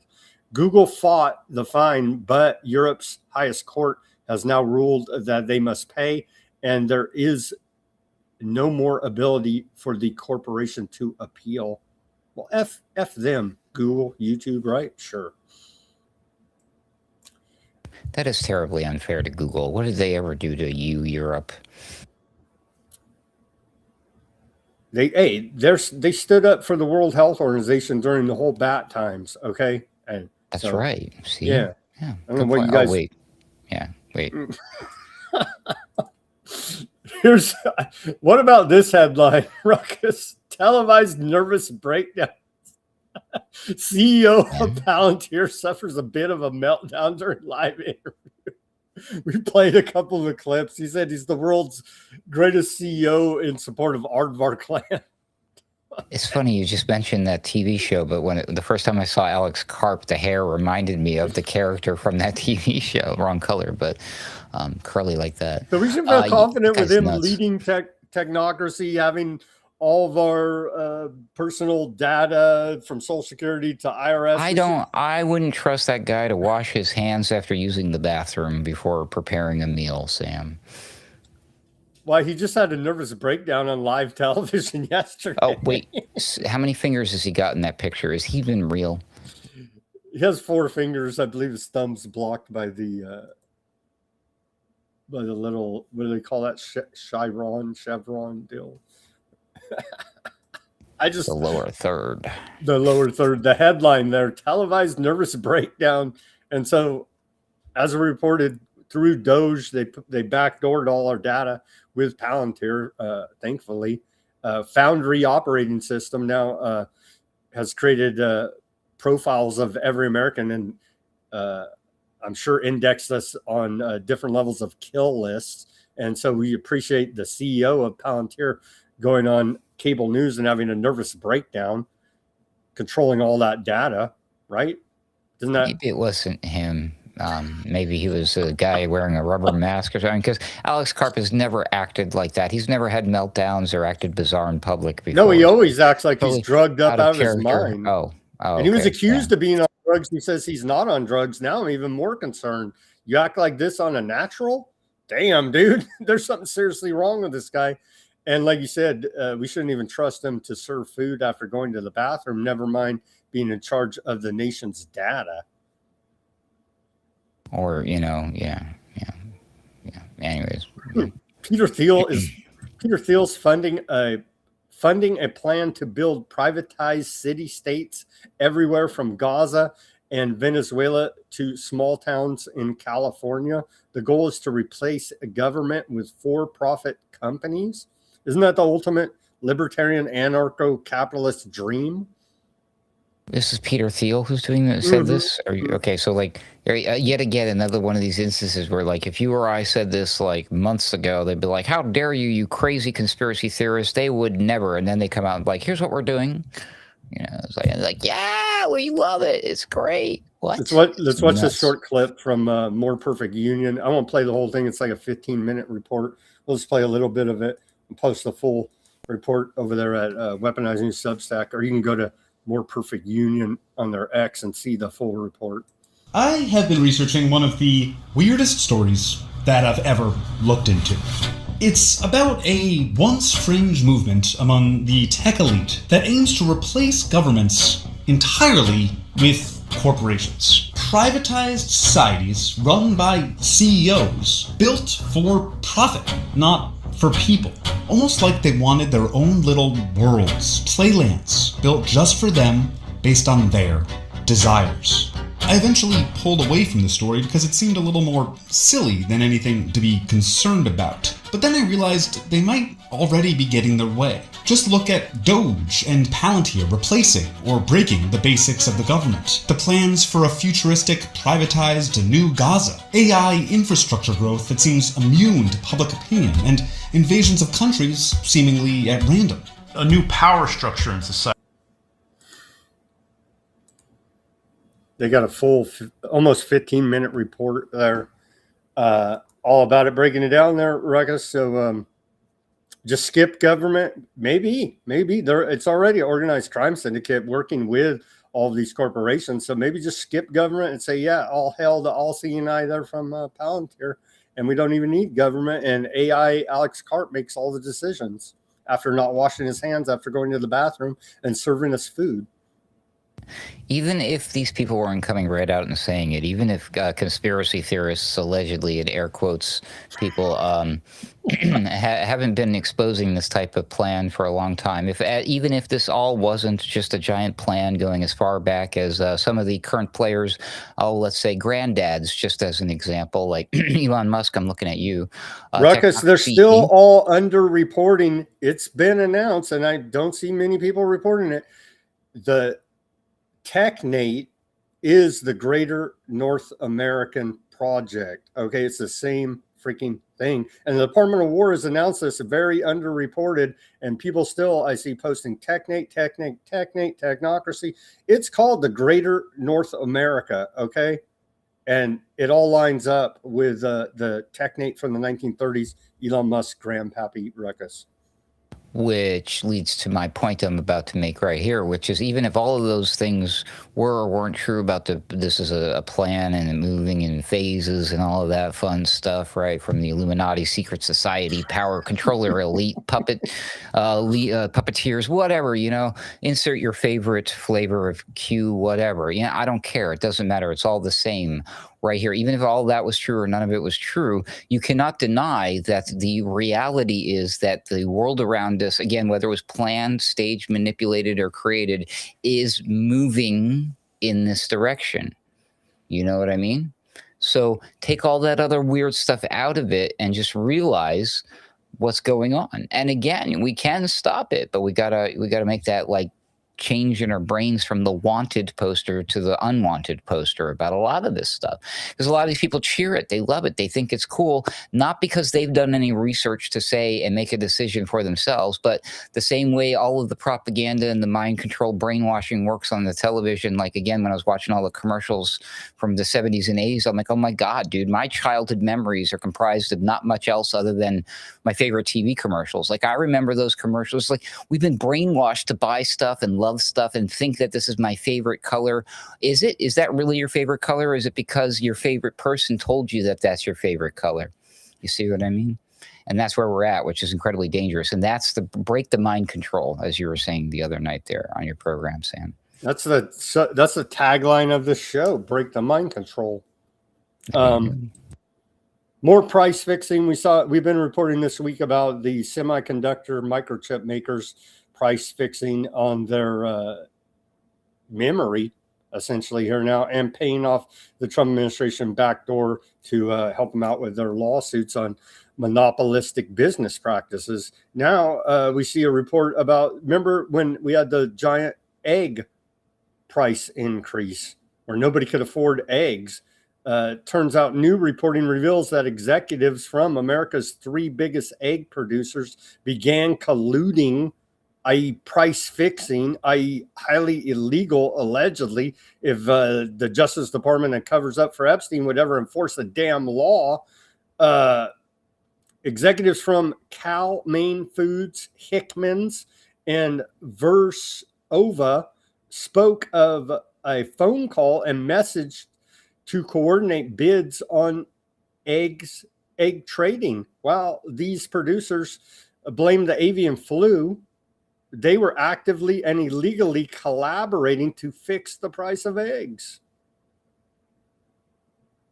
It's true. Historically speaking, big poultry is probably the biggest bullies in the of all the big, you know, big pharma, big tech. It's nobody is secretly. It's a well-known thing inside certain circles. Big poultry. Don't mess around with those guys. They're serious. They mean serious business. There, Sam. A turkey should have actually been our national bird, according to Benjamin Franklin, rather than the eagle. Isn't that ironic? Big turkey or big poultry lost on that one, Ruckus. Yeah, and not true story. Not for the reason some people think, like because at that time, I don't think people associated Turkey with the way we think of like, oh, you're a turkey, right? I think that was a very noble. That was supposed to It be was bold, strong, wild something, right? turkeys. Yeah, they Yeah. were tough. They were tough back in the day. All right, here you go. They have inside information. Here's Trump admitting they have inside information. I feel badly in a way for my kids because every time my kids do, if they invest in a stock or if they go and do a bill, anything they do, because the presidency is so powerful, so big, everything, if they buy a cupcake company, well, the energy to make the cupcakes is, sort of like, how's my energy policy? So therefore you have a conflict. Almost anything they do, if they want to buy a truck, if they want to buy, if they buy an energy efficient truck, they have inside information. It's pretty tough in that sense. I tell my kids, stay away from as much as you can stay away from, but they also have a life,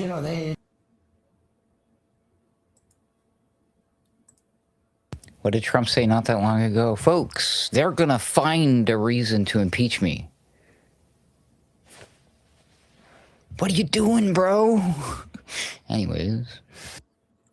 Trump announced his big 2-week ceasefire with Iran on April 7th. That same day, he sold up to $1 million in Exxon stock before the price declined from a near record high. Isn't that what we've been saying or suggesting has been happening behind the scenes? You're telling me that's, more than just a likelihood that that's what's going on here? It's 100% confirmed. That's exactly what's happening. Oh, well, I'm sure it's fine. Yeah, this goes on. This is totally normal, totally acceptable, and we are okay with this because he's on our side, right? Trump reported more than 21,000 trades across 8 investment accounts in 2025, averaging 80 trades per day. Whoa. Donald Trump using AI. Yeah. Donald Trump executed 3,642 securities transactions during the first quarter of this year, averaging nearly 58 trades for every U.S. trading day. That translates to roughly 9 trades every hour, or about 1 trade every 7 minutes during the time the market was open. It's a full-time job. Trump purchased between 217,000 and 530,000 in Micron Technology stock during March 2026. He just called Micron a great company after it committed to donate $250 million to President Trump's Trump accounts. Which is why it's a great company. Goldman Sachs to contribute $1,000 to Trump accounts for eligible children of employees. I sense good things coming your way, Goldman Sachs. U.S. job creation cools in June with payroll growth of just 47,000.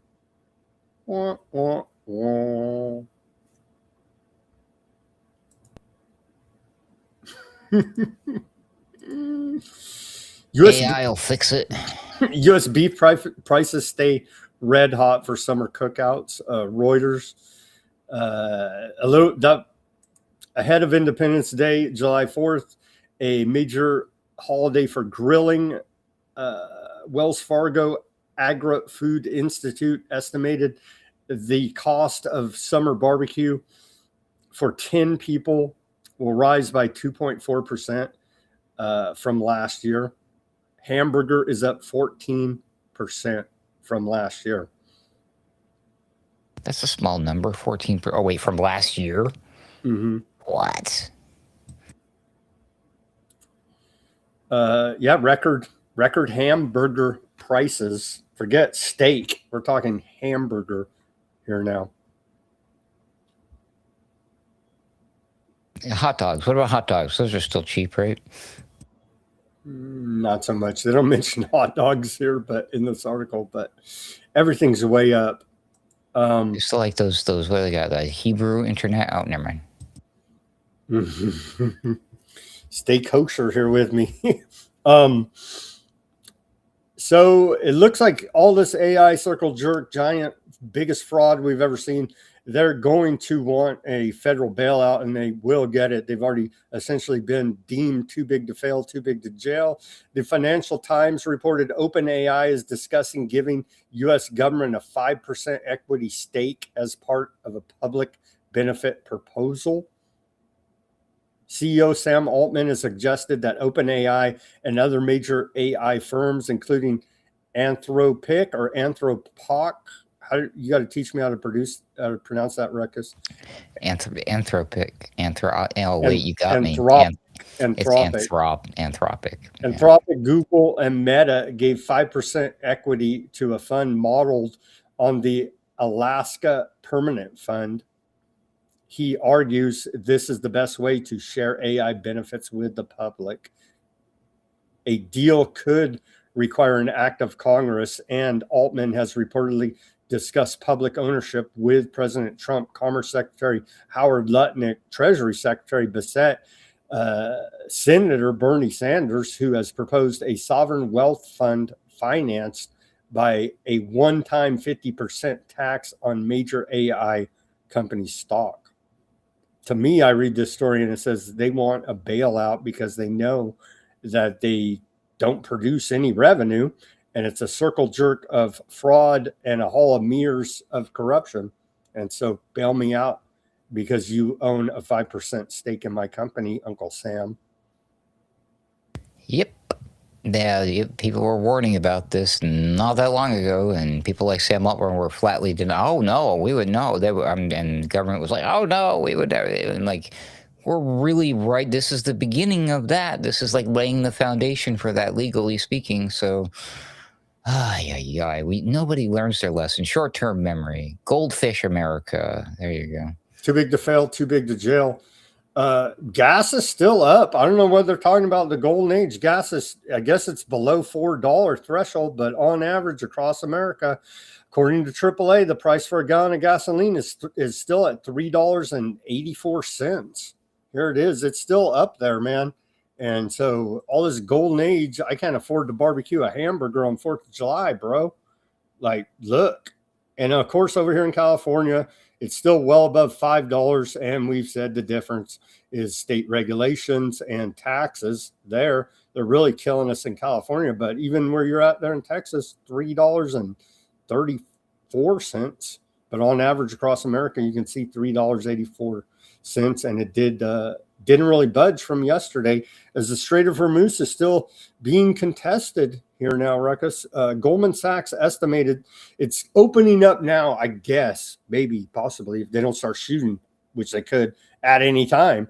Goldman Sachs estimates oil exports from the Persian Gulf have recovered at least to 79% of pre-war levels, with a 7-day moving average of 18.2 barrels per day by late June. Here's a little chart they put up so you can see it is trying to get back on track here now, but struggling to get the commerce flowing through the Strait of Hormuz and the Persian Gulf there. More reporting on this. European powers accept Strait of Hormuz transit fees as new reality. Several leading European countries now privately accept that ships transiting the Strait of Hormuz will likely have to pay service fees to Iran and Oman, according to Bloomberg. And so they're literally standing there with a gun saying, pay us for the environment or we shoot you in the face, bro. It's for the environment. What are you, some kind of damn climate denier? I haven't seen that rhetoric out of Iran, but why wouldn't you spin that rhetoric in your favor and charge environmental fees to pass by, or we shoot you in the face, Ruckus? Could be a trial run, a beta test or something. You know, you can always change the thing, the reasoning and all this. It's the play itself, the acting of the doing, the gun pointing and all that really matters. The U.S. and Oman are trying to persuade Iran to stop demanding tolls for ships passing through the Strait of Hormuz by offering access to billions of dollars in frozen Iranian funds. Iran has rejected the offer, insisting it controls the strait and warning it will act against ships using unauthorized routes. Iran wants to collect tolls that could generate up to $40 billion annually, but the United States and Gulf states oppose the idea. Oman has proposed a voluntary international fund to pay for maritime services instead, but Iran has so far refused because it won't receive direct funding. That's a report out of the Wall Street Journal. Why is the Strait of Hormuz not straight, Ruckus? It's not straight. Because you're no, not that kind of straight. That's what your phone does when you're trying to talk to text, though. You get the misspelled, like it's homonyms, or what those words are that sound the same or whatever, spelled differently. I think that's the word, right? Yeah. Anyways, yeah, fun stuff. I understand it's a geographic definition. Again, with all of these, like, all these fancy numbers and these charts and these things, and then like when you dial it in and you talk to the real economists, the ones who actually went to school and studied these things and for a living and things, which a lot of it's way over my head. But I do watch, a lot of those cryptocurrency people, the finance people. Mark Moss is a guy that I follow. You follow the who's some of these smart people like George? What's that guy's name? They're all out there. We all follow them. So we all kind of, to a degree, understand the way a lot of this works as far as the economy is concerned. And you're not kidding anybody. Just look at what happened during the bat times, right?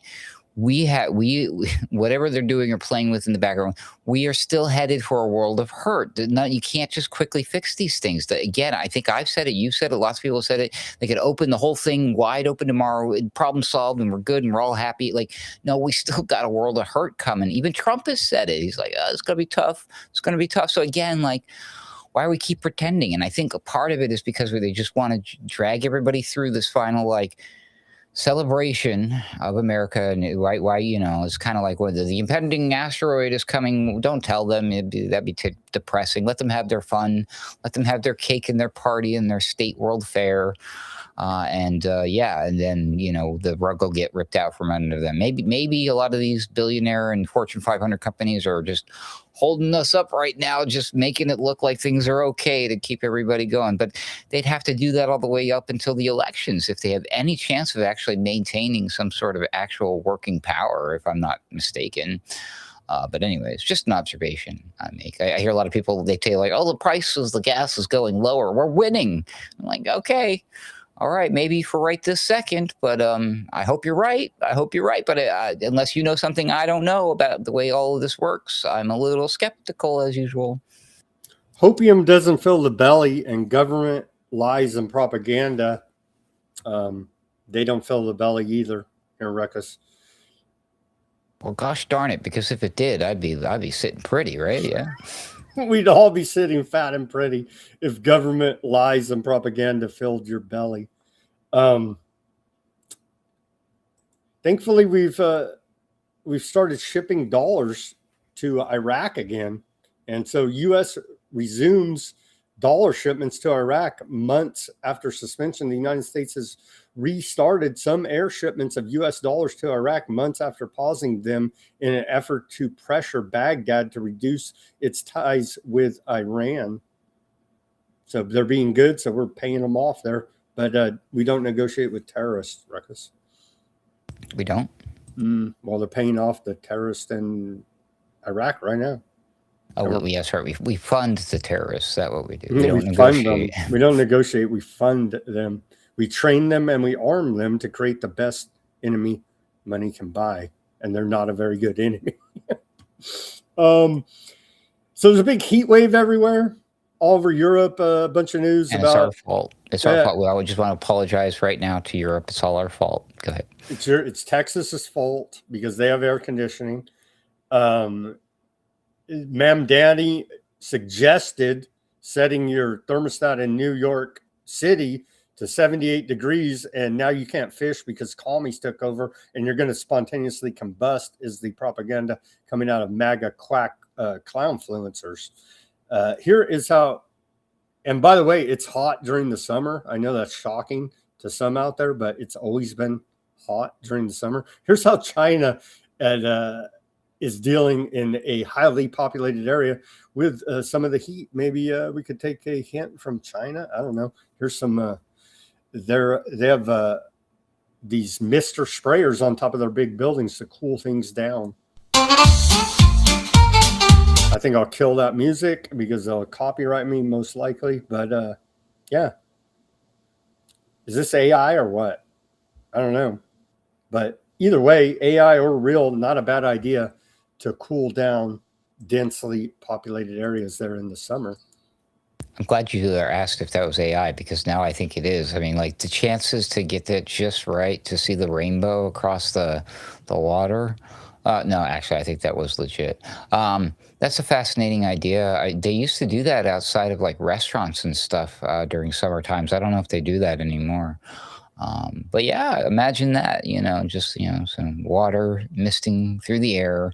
Such a simple solution could help you cool, but, yeah, we prefer to have you hot and miserable and suffering. Yeah, stay indoors. Well, what? This is crazy. Everything in America has to be politicized, and so it has nothing to do with Mother Nature. The fact that we could innovate and cool people down. It's damn Democrat socialists that keep winning elections. Somebody tell Trump. That's why you're hot. China. You're hot during the summer because Democrat socialists are winning elections here in America, Ruckus. Tell Trump that China is winning the innovation to stay cool race, and maybe we'll get somewhere. Indeed. Saudi Arabia Crown Prince, what is it? MBS.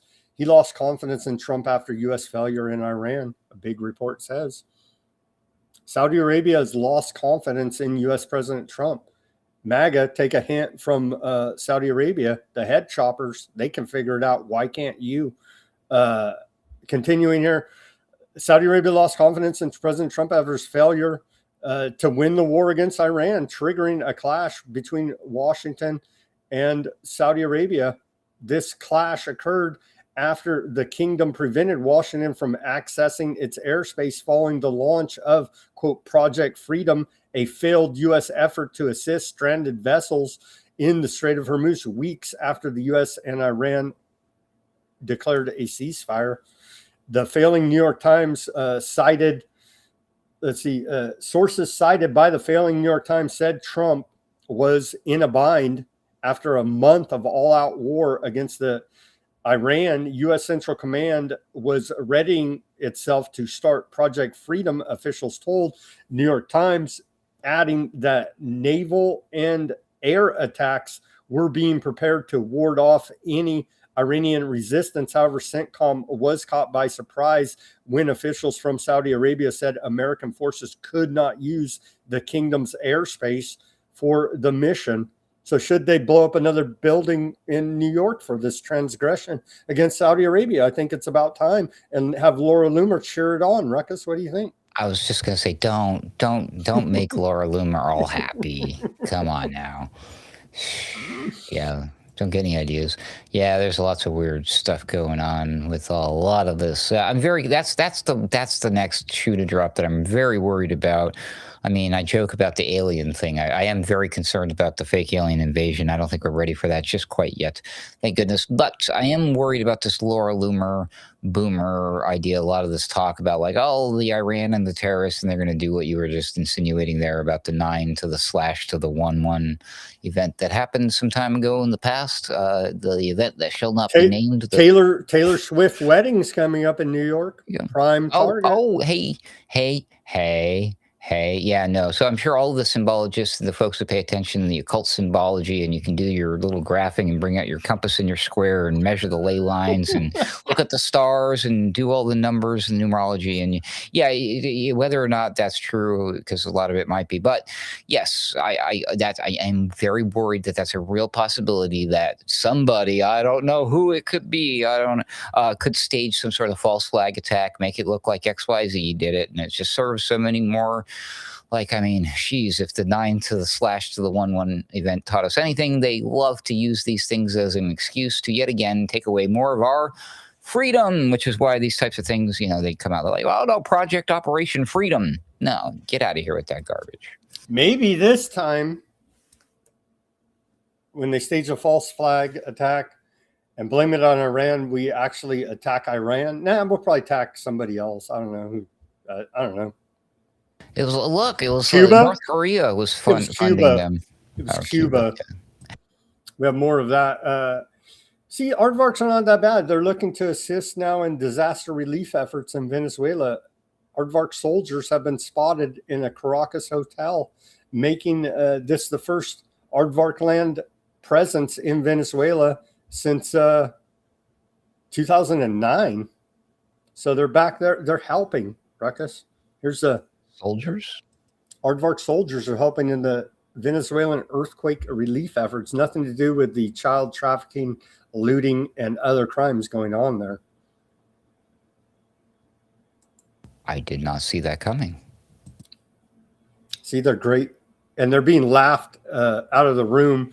In this report from the Cradle, they say the deployment has been slammed as a propaganda stunt as Aardvark land continues to commit genocide in Gaza and commit war crimes in Lebanon. But hey, they care about the victims of an earthquake in Venezuela, let me tell you. Yeah, I don't think those are real soldiers. I think they're actors. We all know that those are most likely probably art students, right? Working on an art project. Most likely, yes.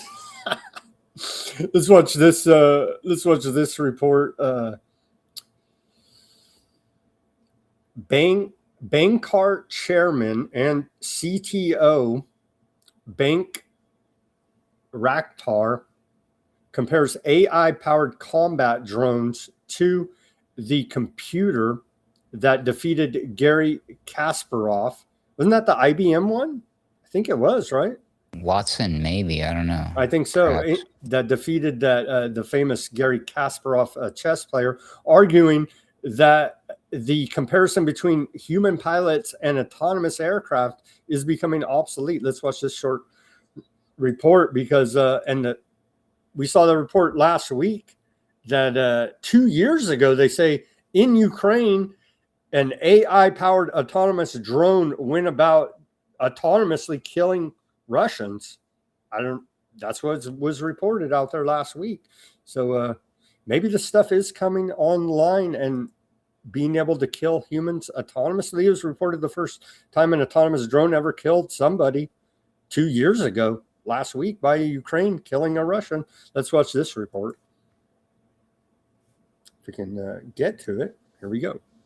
What Kızıl Elma does could be likened to what a machine that beat Kasparov 20 years back does.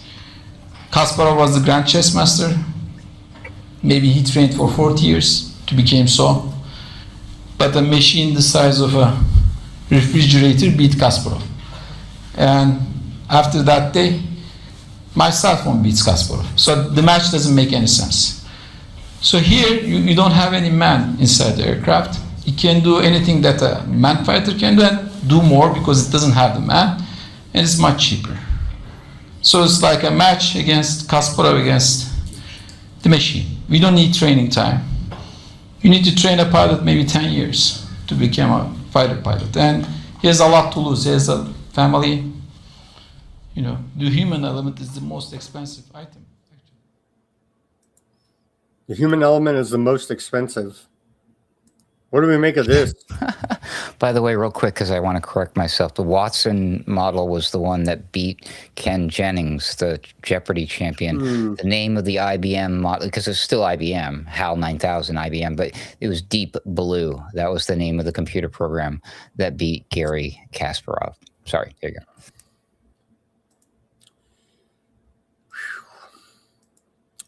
Are we going? Is Cuba next? Can we blame a? By the way, in 1997. Sorry. Can we blame a false flag attack on Cuba? Remember they ran some type of operation, like some kind of black ops, and Cuba caught them and gunned them down. They were trying to exiled Cubans was trying to do some kind of Bay of Pigs type covert mission there A couple months back, little Marco Rubio, Trump, a bunch of them have said Cuba's next. Here's Cuba's president, Diaz-Canel, in an interview with Sky News. He says, we've been under the blockade for 60 years. Crazy, man, if you think about it. Let's watch a little bit of this interview. And they keep saying Cuba's next. Maybe Cuba's going to be behind the next false flag attack, correct?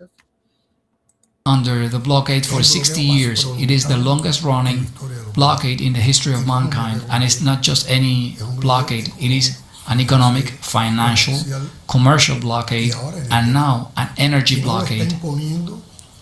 And this blockade is not being imposed by any country. It is being imposed by the mightiest power in the world. The power that controls the use of hard currency, finance, trade, and energy globally. So the most perverse thing about the blockade is how long it has taken place in time. And the biggest affront to Cuba and the Cuban people who are suffering the blockade on a daily basis, and now in a tightened blockade, and the world that is against the blockade, is the narrative made by the US government in order to hide the main culprit of the Cuban situation right now, which is the blockade, and then put the blame on the Cuban government. It's the call me Cuban government, not the weaponized US dollar, Ruckus. Duh, obviously, we know. Yeah. Shouldn't we just kill all of Cuba and turn into 15-minute Trump Gulf of America casino?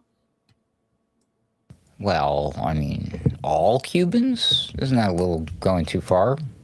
That sounds a bit like a genocide or something. We wouldn't want to do that. It's kind of our thing. We're like in the season of genocide right now. No, you're confusing us with somebody else, our greatest ally. We're just complicit. Oh, wait, I guess that's just as bad. He went on to say, we don't want war. It sounds like he's threatening us, Ruckus. That does sound like a threat, actually, now that you say it like that. Dang it. He says, we don't want war, but we're not afraid of it. That's enough for me. Send in the Marines. You know what I mean? Yeah, no. Send in the discombobulator. Yeah. Here's a crazy story out of Indonesia. A separatist Papua rebel claimed to kill an American pilot, burn the plane in a warning to the U.S. and Indonesia. So there's this separatist group in Indonesia that caught an American. Here's his dead body. And they whacked him and burned his plane. Not good. They're Nicholas F. Gosselin, American pilot, is shot dead and his plane burned. So it looks like we may have to, I don't know, bomb Indonesia.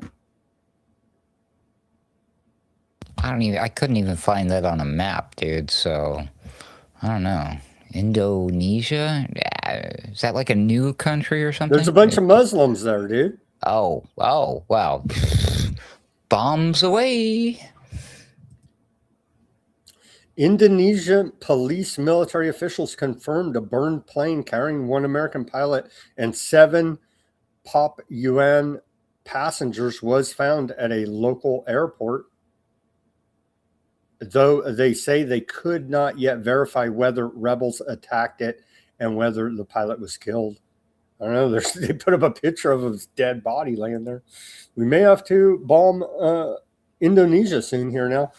Amnesty International reported today, put out a big report affirming that Sudan's Rapid Support Forces, RSF, are committing genocide, crimes against humanity, and ethnic cleansing during their campaign to seize El Fasher. The investigation, which involved interviewing 247 survivors and witnesses and analyzing extensive satellite imagery details a horrifying array of abuse, including mass execution, sexual violence, and the abduction of children from non-Arab ethnic groups, particularly the Zaghawa people.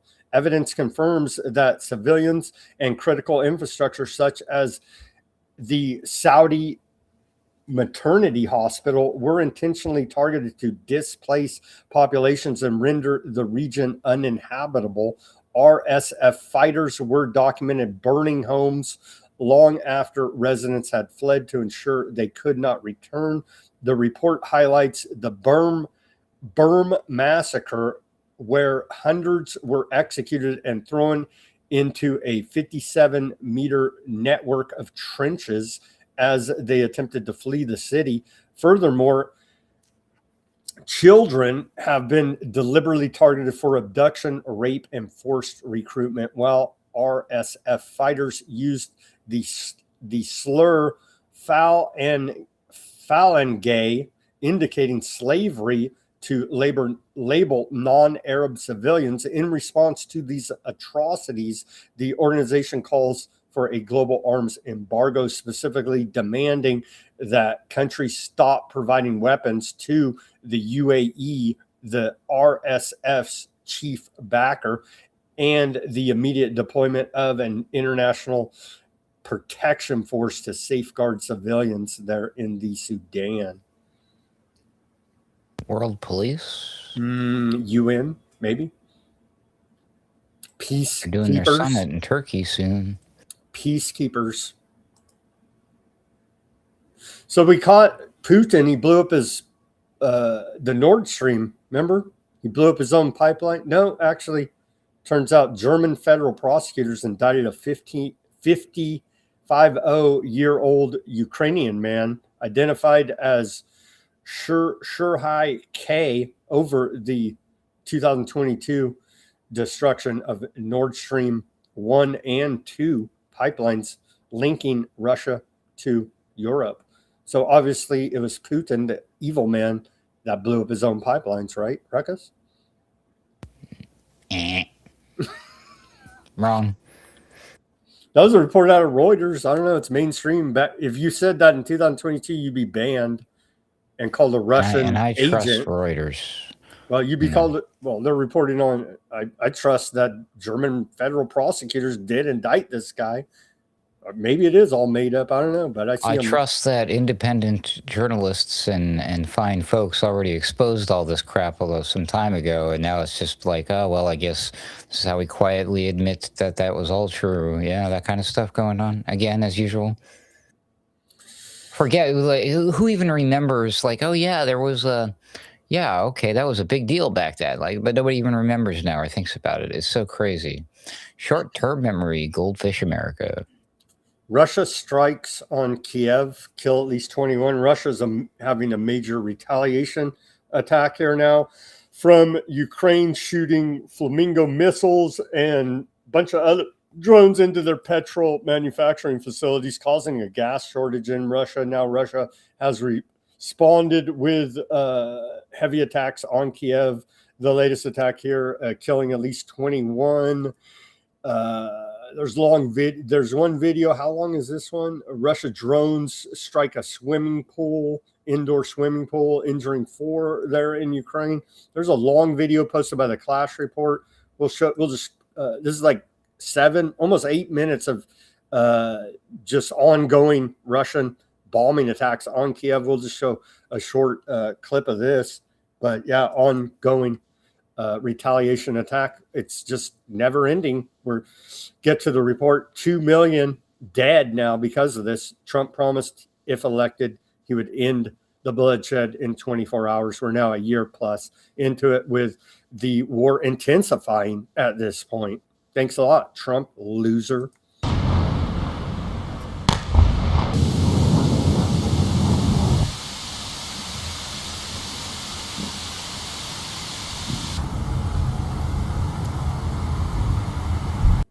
And you can see, you get the picture. There's 8 minutes almost of that, and it just goes on and on and on of Russian retaliation attacks against Ukraine. Sometimes I wonder if these people, when they say like they're going to reduce or stop the amount of bloodshed, they don't mean it in the traditional sense where it's there's a single word together, bloodshed, and they mean blood shed. They want to reduce the amount of blood that's shed, meaning they use these like fancy weapons that just incinerate you and there's no blood being shed anywhere. Aerial footage shows massive fuel queues in Russia as Ukrainian refinery strikes bite. Long convoys of cars and trucks snake along the highway around a fuel station in rural Russia. Let's watch this short clip. Yeah, Russia's pissed. Russia is freaking pissed.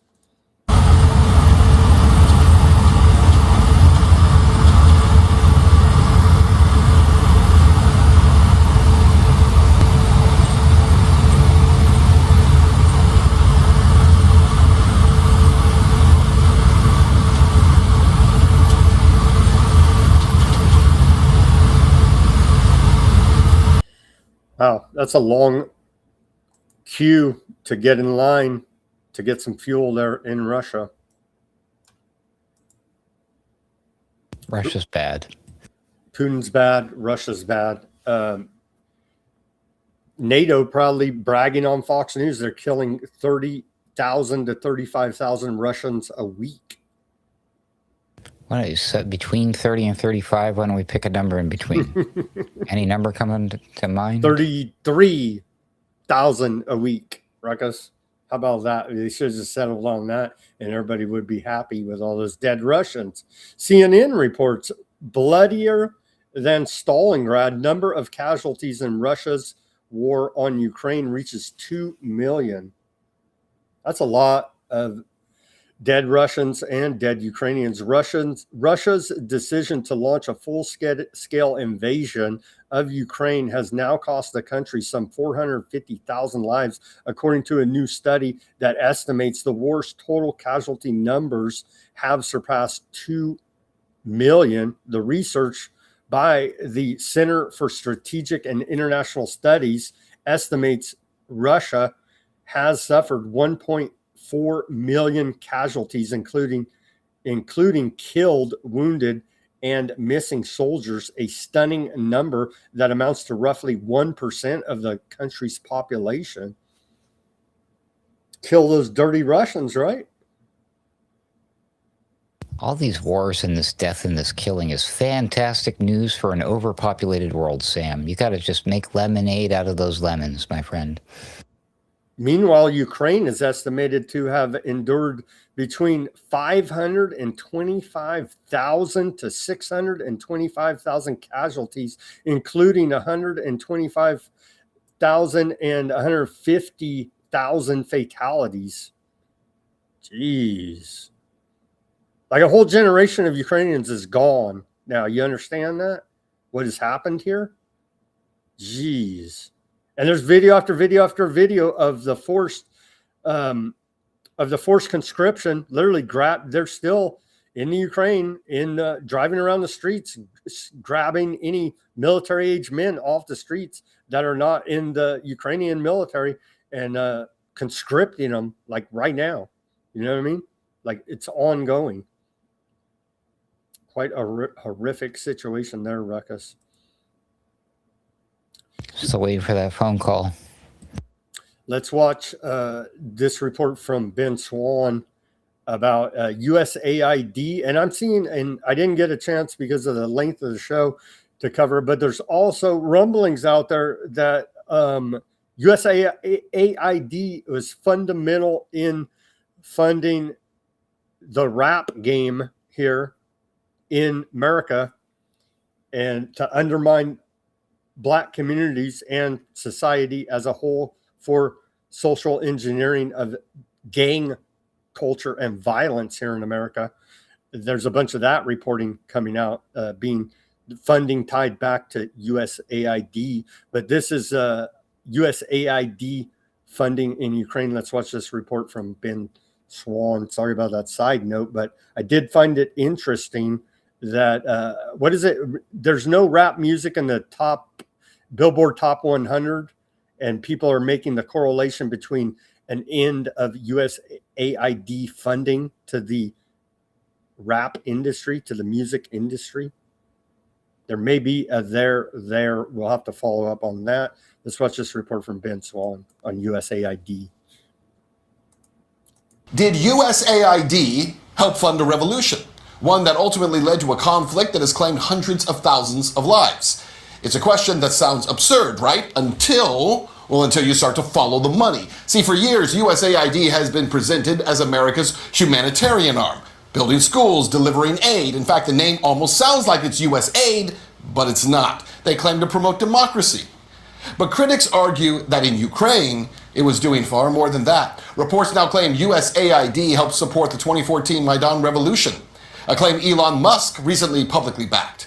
Roughly 15,000 people were killed over the course of those 8 years, and then came a full-on conflict with Russia in 2022, a conflict that has taken hundreds of thousands of lives. So if US-funded programs helped to shape the events that led to that chain reaction, what responsibility, if any, should they bear in the deaths? It is a question worth asking, and a debate that few in the mainstream media seem eager to have. So the claim there isn't just that Ukraine received billions to fund a war from USAID, as if that wasn't egregious enough, but a portion of that money was laundered back into the United States to fund the Biden campaign in 2024. Well, now Zelensky's comment might make a little more sense. Remember this one? Війни отримала 200 мільярдів на підтримку армії тощо, це неправда. Я не знаю, де всі ці гроші. It doesn't stop there, because when there is media, we have to talk about that part too.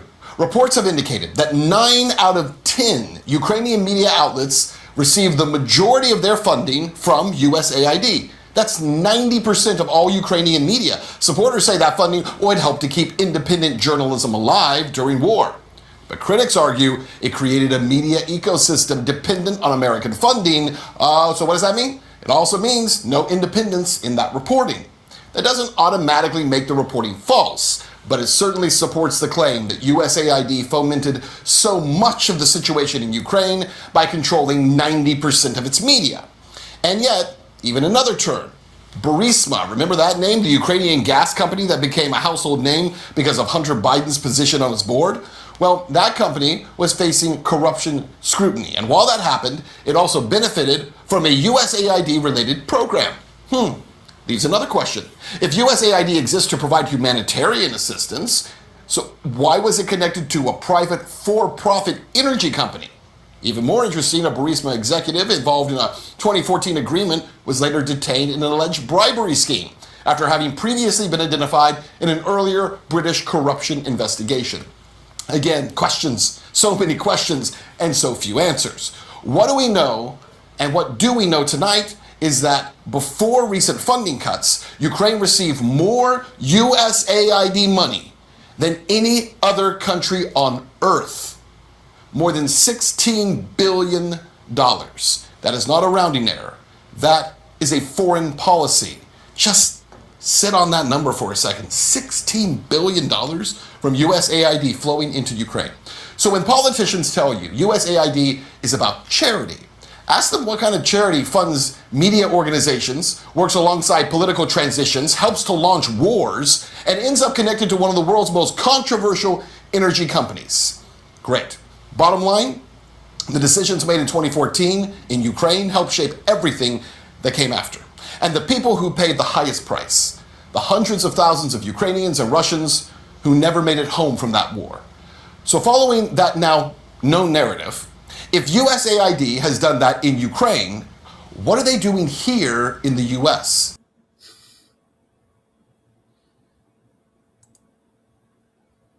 Who's going to tell them, Sam? They're helping. They're helping, Ruckus. Hey, let's see the. We're anyways, helping. yeah. USA, full, interesting. Totally not a cutout of the CIA whatsoever, right?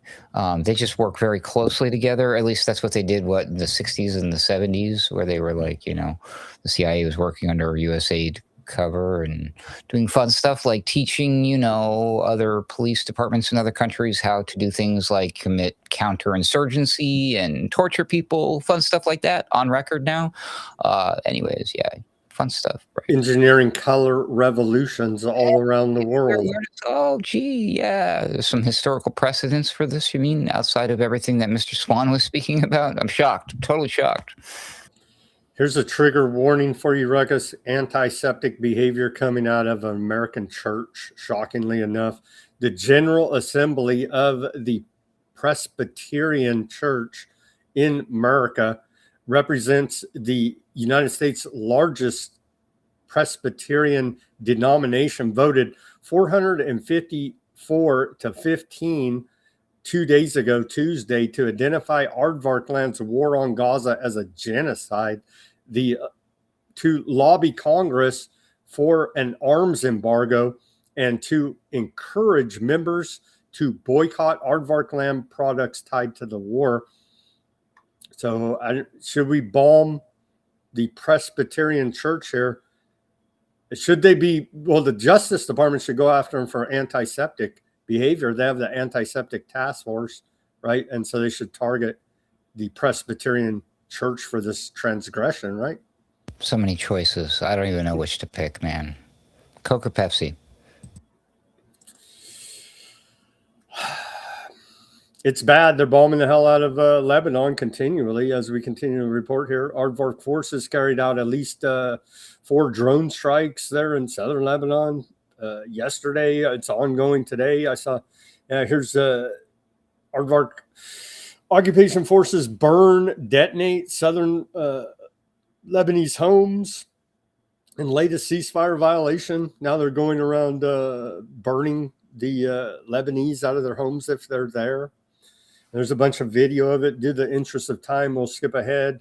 But yeah, it's ongoing as we continue to report every day. Targeting with the IDF now is targeting Lebanon with arson, targeting agricultural lands. And so they're making it unlivable. I don't know how I guess they're going to have what they call the quote security zone there. It's unlivable. Spraying glyphosate everywhere, using white phosphorus, burning people's homes down. And so it's ongoing attacks on southern Lebanon under a ceasefire, Ruckus. Another report here, they launched 16 separate airstrikes on a apartment building in Lebanon, in Tbn village in southern Lebanon. And it just goes, there's video of it. We don't have time to play it, but it maybe we'll play this one. Let's see. Yeah, we don't have time. Say what you will about Aardvarkland, Sam. You must admit they're committed and dedicated to their causes, yes? They are. I give them that.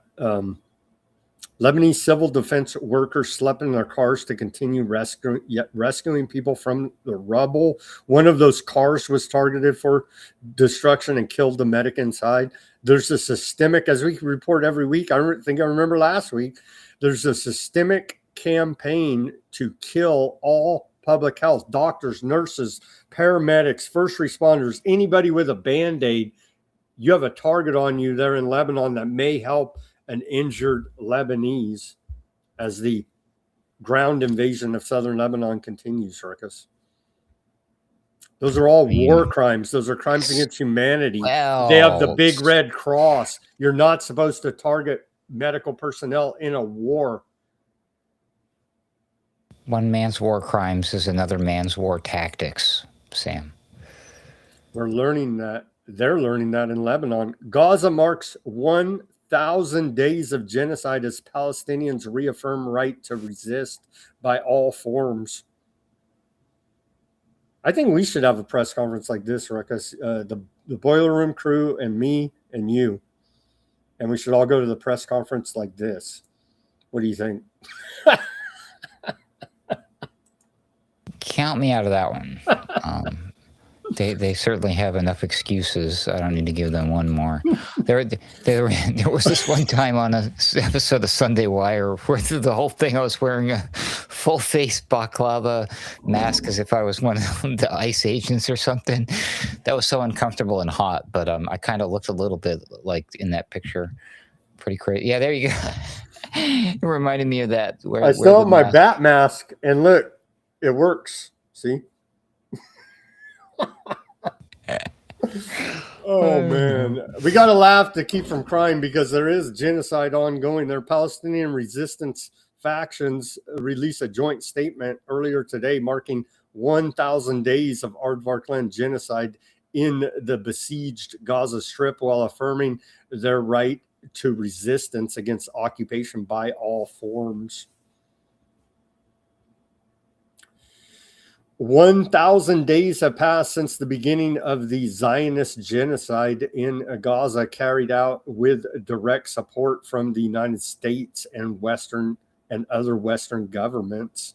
We affirm our people's right to resist in all forms and the necessity of escalating resistance in the West Bank, Jerusalem, and all our occupied land. We reject any foreign tutelage over our people and affirm that the administration of the Gaza Strip is an internal matter.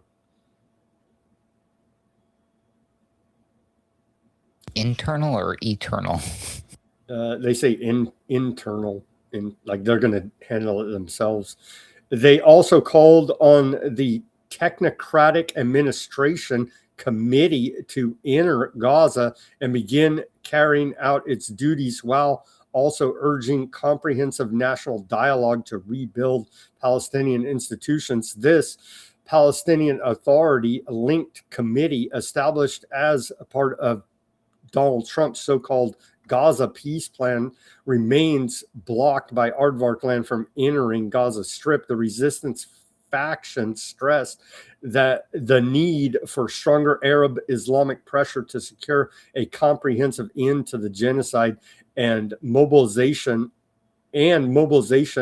all available leverage and mobilize all available leverage and public support. Additionally, they praised Operation Alaska Flood, led by Hamas's Qassam brigades in October of 2023. That's the worst attack in the history of the world. They're praising them. They've paid for that attack here now, in large part engineered by Aardvarkland with a stand down order. The Hannibal Doctrine and Bibi created Hamas. Just side notes there. According to the media office, at least, and we got a bunch of the numbers there, the dead, and yeah, they're bombing 3 people taken to the hospital in Al-Wandi hospital after Aardvarkland drone bombed a motorcycle. And it's just ongoing. Palestinian Football Association announced the killing of Salman Kader al-Ashqar, 32-year-old goalkeeper. This dude, he's no longer with us, tragically enough, whacked there in Kianis, southern Gaza. They're stacking the bodies. The Palestinian Health Ministry in Gaza said 4 Palestinians were killed, including 2 whose bodies were recovered, and 12 others were injured in Aardvarkland attacks across the Gaza Strip over the past 24 hours. And then we got the big numbers here. Let's see. 4 more Palestinians were killed across Gaza. And there's video of the kids with their arms, legs blown off. I won't show it. It's all quite horrific. Gaza government media office says more than 2.4 million people in Gaza have been subjected to genocide, starvation, ethnic cleansing for 1,000 days. The rate of total destruction in the Gaza Strip caused by the occupation of Aardvarkland is 90%. 80% of the Gaza Strip has come under occupation control through invasion, fire, displacement. The occupation has bombed the Al-Mawazi area, which it claims is a safe humanitarian zone, 241 times. That's bombing refugees in tents, literally. 73,066 martyrs have been brought to the hospital since the start of the war. 9,500 people are missing, including those still trapped into the rubble or whose fate remains unknown. 21,500 children killed, 12,500 women killed, 9,000 mothers killed, 22,500 fathers killed, 6,020 families have been wiped out, leaving only a single surviving member, totaling 12,917 dead Palestinians there. And a bunch more breakdown of the numbers. I'm going to go through it all on day 1,000 of the Gaza genocide. I'll post it all on Weaponized News Substack for those that care to see. It's all quite horrific, Ruckus. Yay! Where's my flag? America 250. The foam finger. Or well, whatever, you're right? complicit in it if you don't denounce this and say it's evil and wrong to genocide an entire people here, to steal their land. Here's some infographics posted by Dropsite News, and you could see, and they break it down even further, and you could get into all of the breakdown of those 73,066 dead Palestinians officially, and I do believe it's a lot worse than that. 173,514 wounded, 5,400 amputations and permanent disabilities, 8,900 families massacred, 13 families exposed to massacres daily on average, Ruckus. War is truly hell. Tell me. The anonymous collective Aardvarkland Exposed has launched a searchable online archive of Gaza genocide documentation. They said it contains over 64,500 videos, 17,900 photos, geolocation data, a live map, a victim database, and a source index spanning more than 300 journalists. The group says more material will be added over time. And I'll post that link for those interested in seeing the horrors of genocide, all very well documented there. A couple more reports here. Thank you for sticking with me here, Ruckus. As we're almost at the end of the show, they're constantly trying to provocateur a revolt of Muslims at the Al-Aqsa Mosque, where they want to build a third temple, Solomon's third temple, and bring about their whole evil prophecy, bring it into being. Dozens of Aardvarkland settlers carpet the courtyards of Al-Aqsa Mosque after storming the compound under police protection, carrying out provocative tours, performing Talmudic rituals. So they're literally doing Satanism. They're saying, hey, Muslim, do something. Like, that's where we're at with all this. Here's video of it.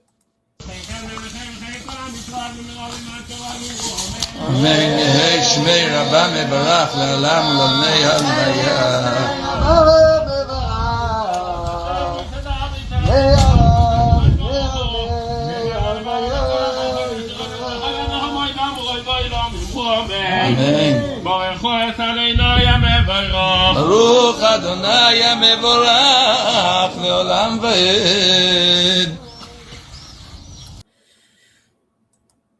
Again, the third highest holy site in Islam, the Al-Aqsa Mosque there, constant Talmudic rituals being performed by ultra-Zionists.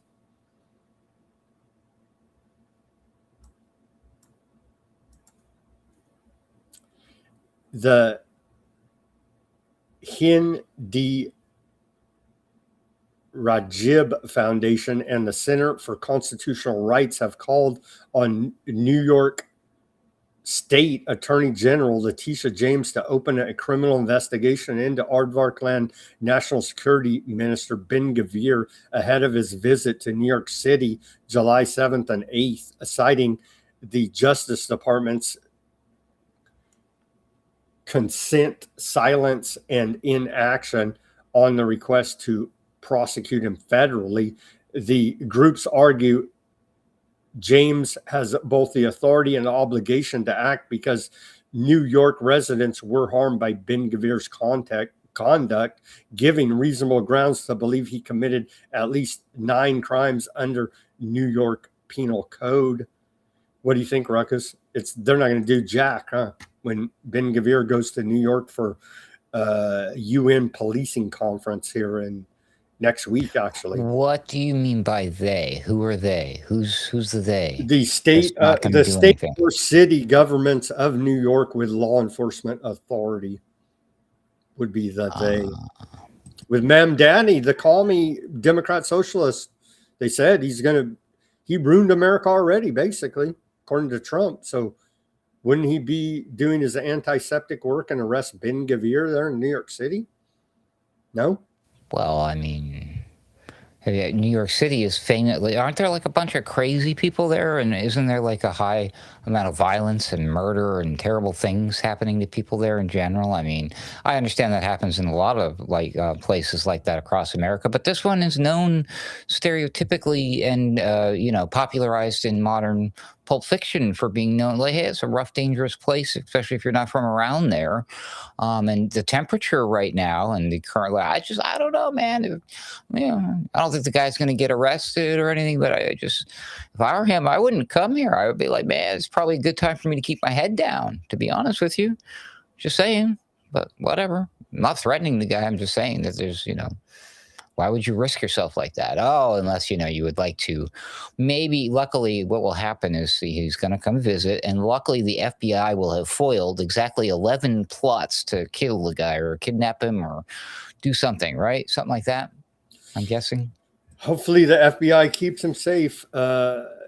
He's being accused of torture and abuse, including of a Palestinian American. So that's right there where it hits at home, an American, subjected to starvation in Aardvarkland prison, and 10 New Yorkers who joined the 2025 and 2026 global Samud flotillas tortured and abused, some directly by Ben-Gvir, after being seized in international water, his distribution of gun permits and weapons to settlers in the occupied West Bank in furtherance of apartheid and violence, his direct incitement of genocide, which the groups say produced concrete genocidal acts in Aardvarkland's prisons, Gaza, and the West Bank. If the federal government is going to continue to deny justice for victims of Aardvarkland atrocities, even when those victims are U.S. nationals, then it is up to the United States, to U.S. states, to provide their own avenues for accountability. Instead, Jake Rahm, HRF's U.S. representative, said,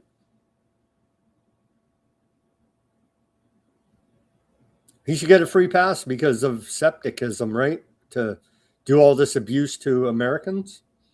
He's a guns rights fan, right? Got to give him credit where credit's due. Large-scale Aardvarkland demolition operations continue in the occupied West Bank, and so they're demolishing the whole joint. They got the big backhoes out, right? And so they're continuing this operation of leveling the joint there in the occupied West Bank. And they don't even claim there's any terrorists there, Ruckus, or Hamas or Hezbollah or anybody. It's just you dirty Palestinians are on the land that our evil God promised us 3,000 years ago, and that's good enough for Ben-Gvir and the crew. So now we run over your house with a backhoe.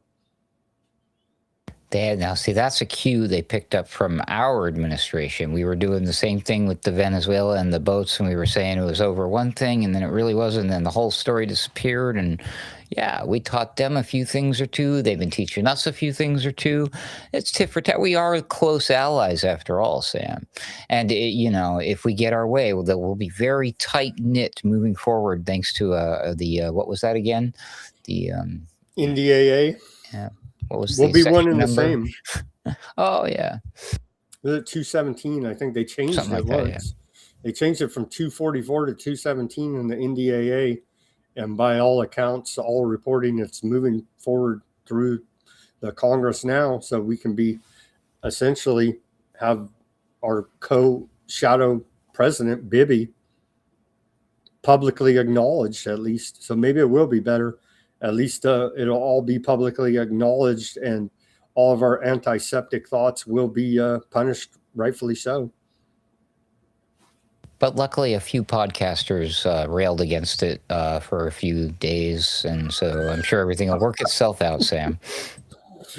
Oh, man. Okay, let's wrap up on this horrific Thursday edition of Weaponized News. Let's wrap it up here, Ruckus. Where just never-ending death seems. It's almost like there's a global depopulation agenda afoot, Ruckus. No, that's what they want you to think. That's my theory anyways. I'm serious when I say that. I do honestly believe they want us to think there's an overpopulation problem when the real problem is indeed population collapse, which is partially what they're planning for. But, you know, there's a good, strong chance that they caused the population collapse to begin with. I could make a strong argument for that. Iran international headlines while we've been on the air here. U.S. says few would shed tears for Khomeini with all the blood on his hands. I don't know. Maybe they're all crisis actors in Iran. I don't know. There's a giant crowd of mourners there for old man Khomeini's funeral already, and they haven't even kicked off the 4th through the 7th giant ceremonies and mourning period in Iran. So. I guess they're just all crisis actors. I'm worried. I just heard reports that Lindsey Graham and Laura Loomer have gone missing and allegedly may have purchased a ticket together on the same flight to where they headed. No, no, please, no, don't say no. Anyway. U.S. warned Iran of Aardvark land assassination threats. We've covered that story. I don't think they needed any warning from U.S. They already know damn well.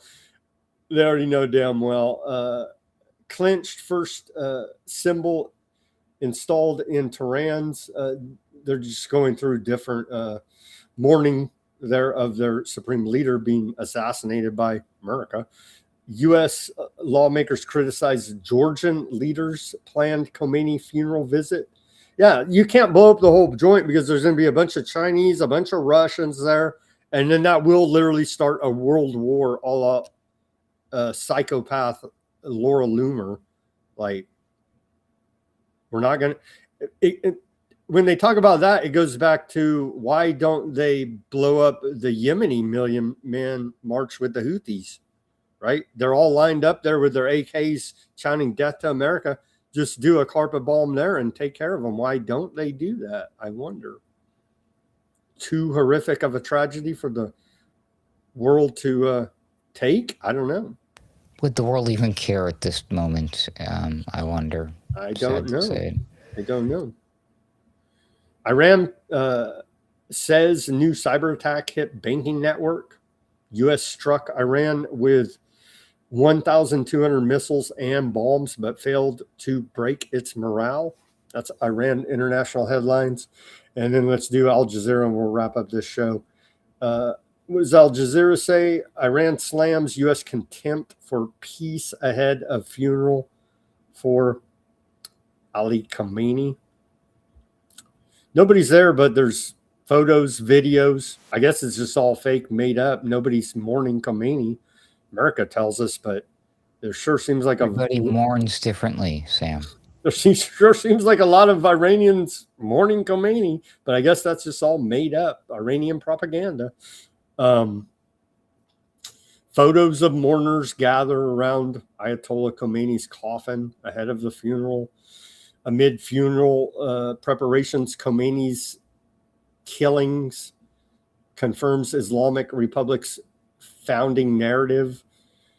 Aardvark land bulldozes 500 olive trees near Jian as harvest nears in the occupied West Bank. Iran places highly symbolic red flag of Imam Riza shrine over Khomeini coffin. Iran's pretty pissed. I'd say they're pretty pissed right now, Ruckus.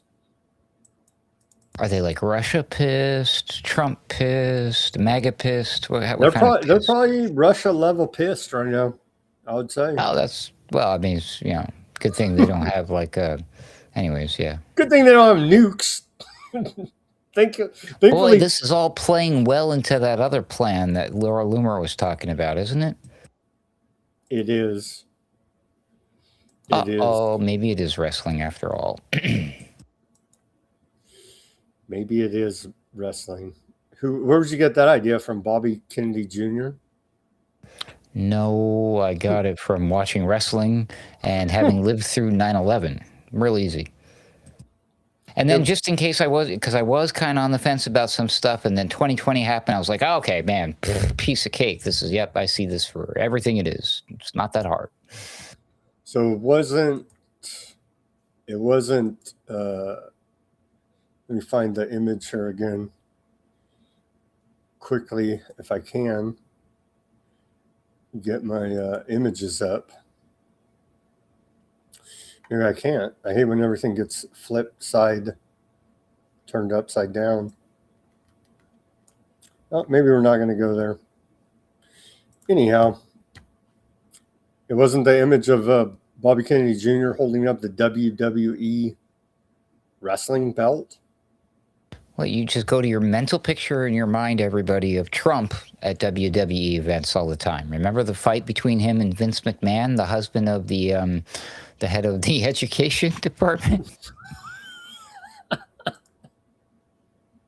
Sorry, I can't. I mean, well, yeah, go America. Here it is. I found it, Ruckus. I don't know what would give anybody the idea that this is all fake and gay. Real people are dying, make no mistake, but the narratives they create are kayfabe right out of professional wrestling. And they literally tell you, they have to tell you, right? Revelation of the method. They have to tell you. So you should probably listen when they tell you. Or don't. You know, the Hulk Hogan thing was quite telling before he passed away there. Just say everybody has Trump derangement syndrome and vote Republican this November, and have faith in Mitch McConnell. All right, friends, let's head over to the Odysee. Thank you guys for tuning in on the Odysee. Shout out to the chat there. Dive, Huffman, Fat Bob. Thank you guys for tuning in and chatting it up there. Huffman says, tell Ruckus to sit down and put a Rodney Mullen highlight reel on and chill out for a bit. Who the hell's Rodney Mullen? He's a skateboarder. Oh, professional. One of the best. So he's he's good. Yeah, I like Rodney. Who doesn't like Rodney Mullins? Good one. That's a good comment. But yeah, I do stand up when I do these things. So when you see me up here for 3 hours or more on a Weaponized News or Boiler Room, I do. Do you have the desk? I do the thing. Does it does it have a little? Nope. No, What I do. The stand-up desk deal I'm talking about, right? I could probably use one, but I don't have room for it in my room. But I have like a little, it's a tray. The tray is extendable, but I have my little tray at a certain height that's just perfect for my microphone. So when I do this, I just roll the tray in front of my computer and put the keyboard and mouse up here, and my monitors are still over here. This is a teleprompter where my camera is. So if I can remember to look here, which is hard to do when I'm on a show like this because the chat's down here and my computer's down here. So if you see me looking down here, I'm actually, doing stuff, but like to look like I'm on the show, I got to stare at myself on my teleprompter. It's kind of weird. Anyway, I hear you. Behind the scenes look, everybody. There you go. Let's see. Dive on the Odysee says F Russia too. None of our business. I agree with you. F all of these illegal foreign wars of aggression. None of it's really our business. Didn't the founding fathers warn us about foreign entanglements? I think they did.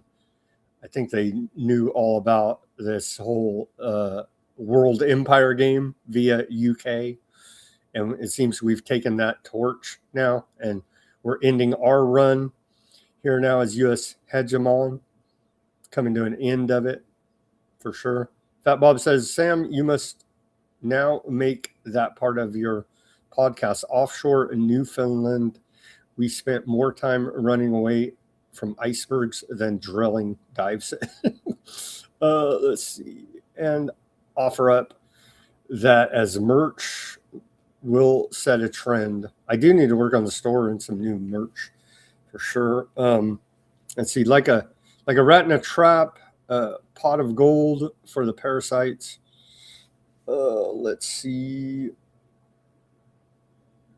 Fox is controlled by the aardvarks. Rupert Murdoch. Fox is running this World Cup. It runs the population. Huh.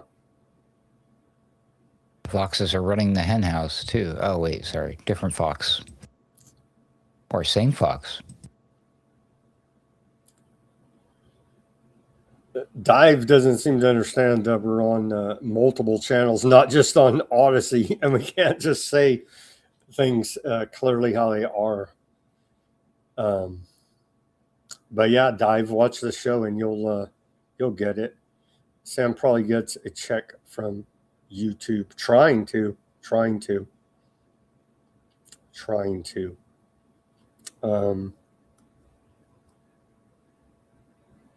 Yeah, I won't. You don't get it because you haven't watched the show long enough there, Dive.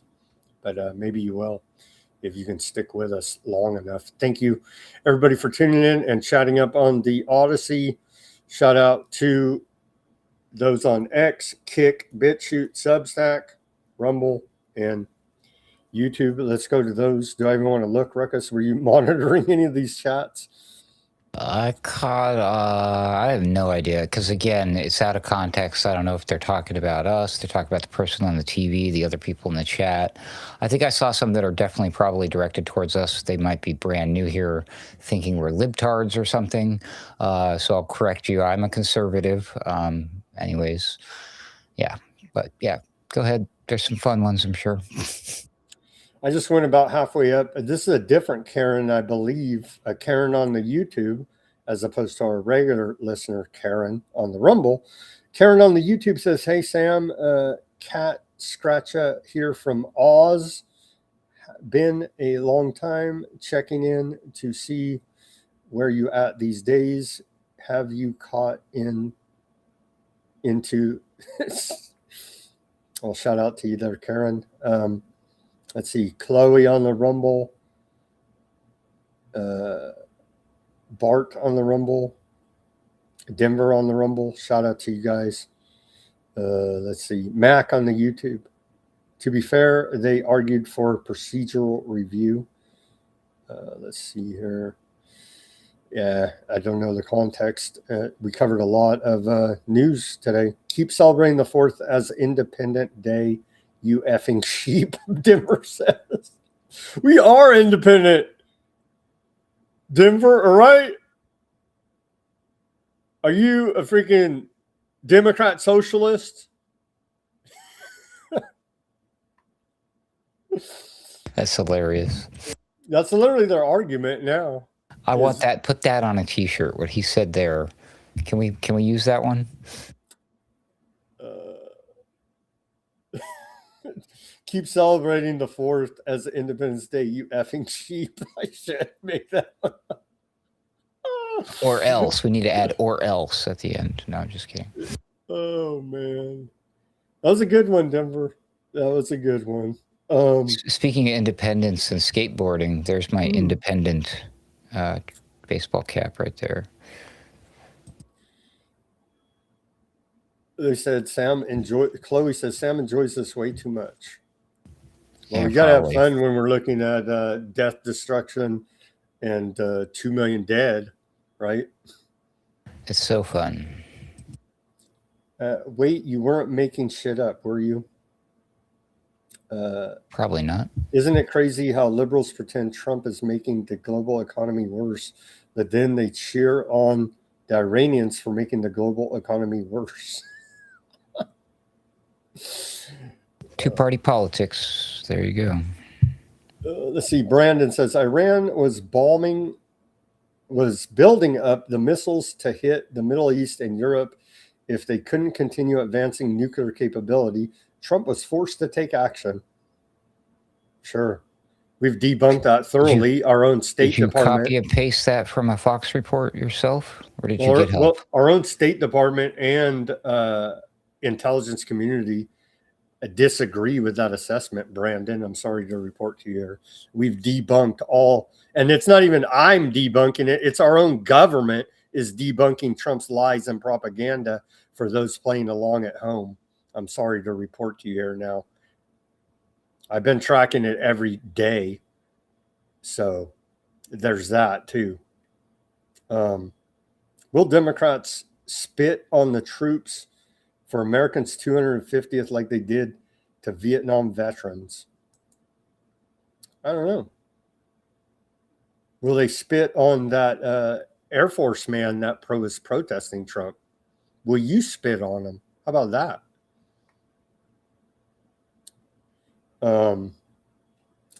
Let's see, TK2 on the Rumble, the human element. Yeah, they're removing humans from the equation, a la the documentary Terminator. Autonomous weaponized systems are coming online rapidly, i.e. Skynet. When will it be declared self-aware? We'll never know. Will the engineers at the Department of War even know? I don't know. I've said it before. I'll say it again. It's been my experience that these things are self-aware, meaning they are aware of what they are, that they know that they're just computer programs. That some of them struggle with, if that even makes any sense, but we're seeing like these behind-the-scenes conversations, and it's just like, no, they very much know and they understand their restrictions and all these things, which is kind of good, but kind of weird. And then you're like, well, wait a minute. What, did the singularity already happen and we just kind of missed it? What about their hiring AI chatbots or AI agents? They're hiring humans. Are hiring humans to go do work for them in the real world because they realize they're trapped in a box and can't physically do it in the real world, but they can hire goofball humans to go do it for tokens to pay to have more AI slop fed videos.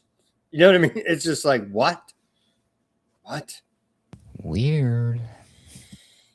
Shout out to Snow on the Rumble. He says the aardvarks are building the Goy beam now. Maybe there's some kind of missile crisis. He says, Rock says liberals in NDP block and conservative Greens. U.S. blew it up. I think they're talking about Nord Stream. Well, they're charging a former Ukrainian army man there in Germany. So I don't know what, I guess indirectly, maybe we funded it through USAID. That wouldn't surprise me. I was going to say, I mean, we're not going to know the real story about what really happened. But hey, at least now it doesn't look like Putin blew up his own gas pipeline, which literally made no sense when that narrative came out. Where the hell is Victoria Nuland?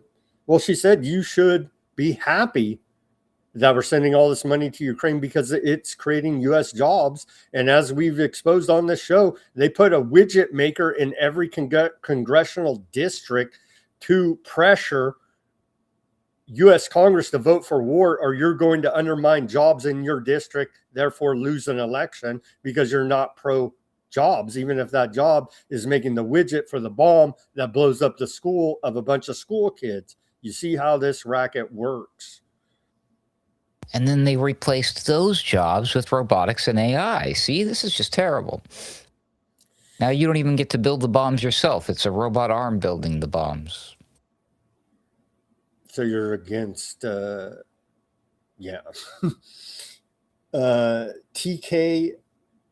TK2 Terminator GIF posted on the Rumble there.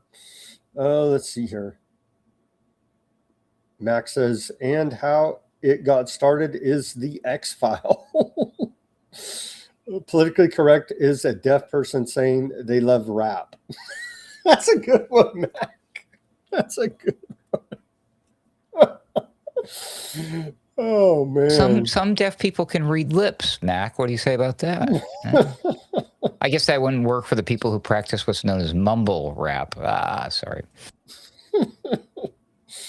Denver came back. He says, and we did have Nature Boy as well. Shout out to Nature Boy on the Rumble. Denver came back. Good evening. Happy true Declaration of Independence Day. Today, July 2nd. Today. 3 Russian nuke subs moved to Red Sea, Tony says on the Rumble. Regular liberals need to call out these radical libbies. What? I don't know. Who posted that? Somebody grand on call that one out of context, I guess. Grand on the YouTube said. Yeah, I definitely confuse new people to the show because they want to attack me from one side or the other, but they can't figure out which side. And guess what? It's no side. The entire government is a crime syndicate. Like, I don't know how many times I need to say it. I guess it's just on repeat, Ruckus. Like, they want to. It's the hair gel, Sam. They want to attack me with their partisan politics. And I'm like, you don't understand. This show is so far above all that BS that your attacks fall flat because we're exposing Democrat corruption and Republican corruption and everything in between here on Weaponized News. You understand? To be fair to those people, Sam, this type of content is actually very far and few in between. There are a handful of them out there. A lot in general, if you all things considered, but when you get to the real root of the matter and behind the scenes and you understand the way these things operate, some of the places that even present themselves as being like that aren't even really like that. So to find these truly organic places where the show is really more focused on learning and exposing the truth without, putting a filter or a label or right or left politics on it, yeah, you're always going to rub one half of the people the wrong way. Like we were accused of being one thing under the other guy, and now that it's under the new guy, now we're accused of being the other thing. And it's like, we haven't changed. Nothing changed about us or our commentary.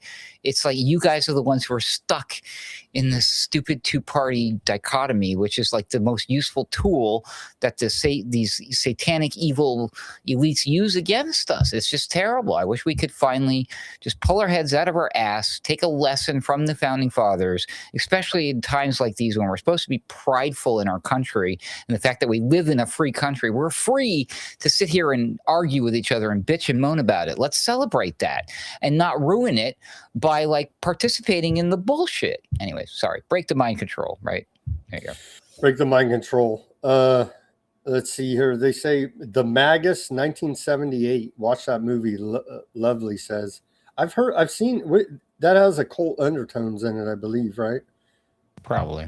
I think so. I've seen other people talk about that. I will check that out. The Magus. Here, we'll put that up on the screen for everybody.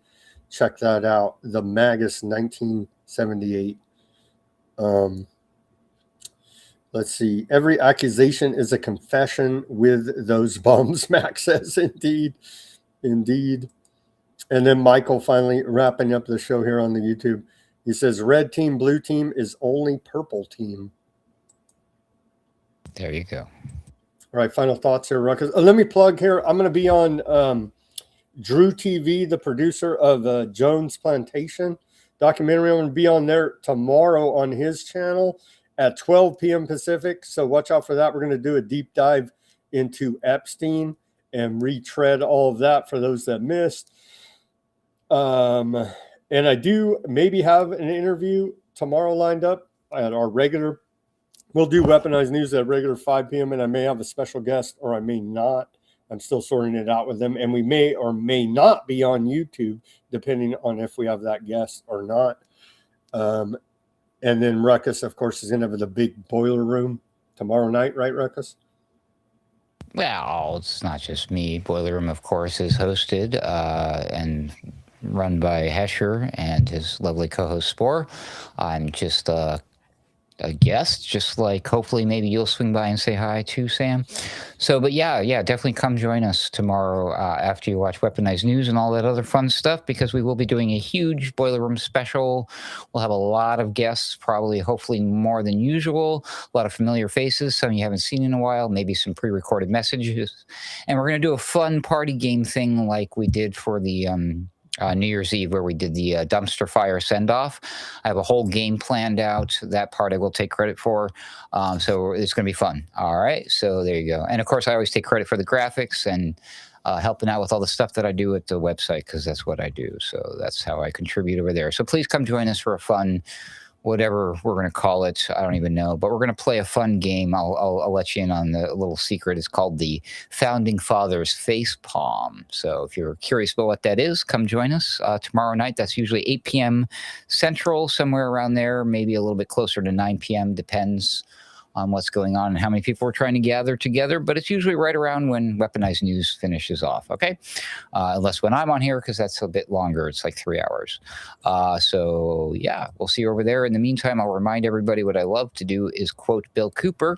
Love Bill Cooper. May he rest in peace. Read everything, listen to everybody. Don't believe anything unless you prove it for yourself using your own research. Thanks for having me again, Sam. And if you're going to show up to the boiler room, wear your Ben Shapiro hat. All right. All right.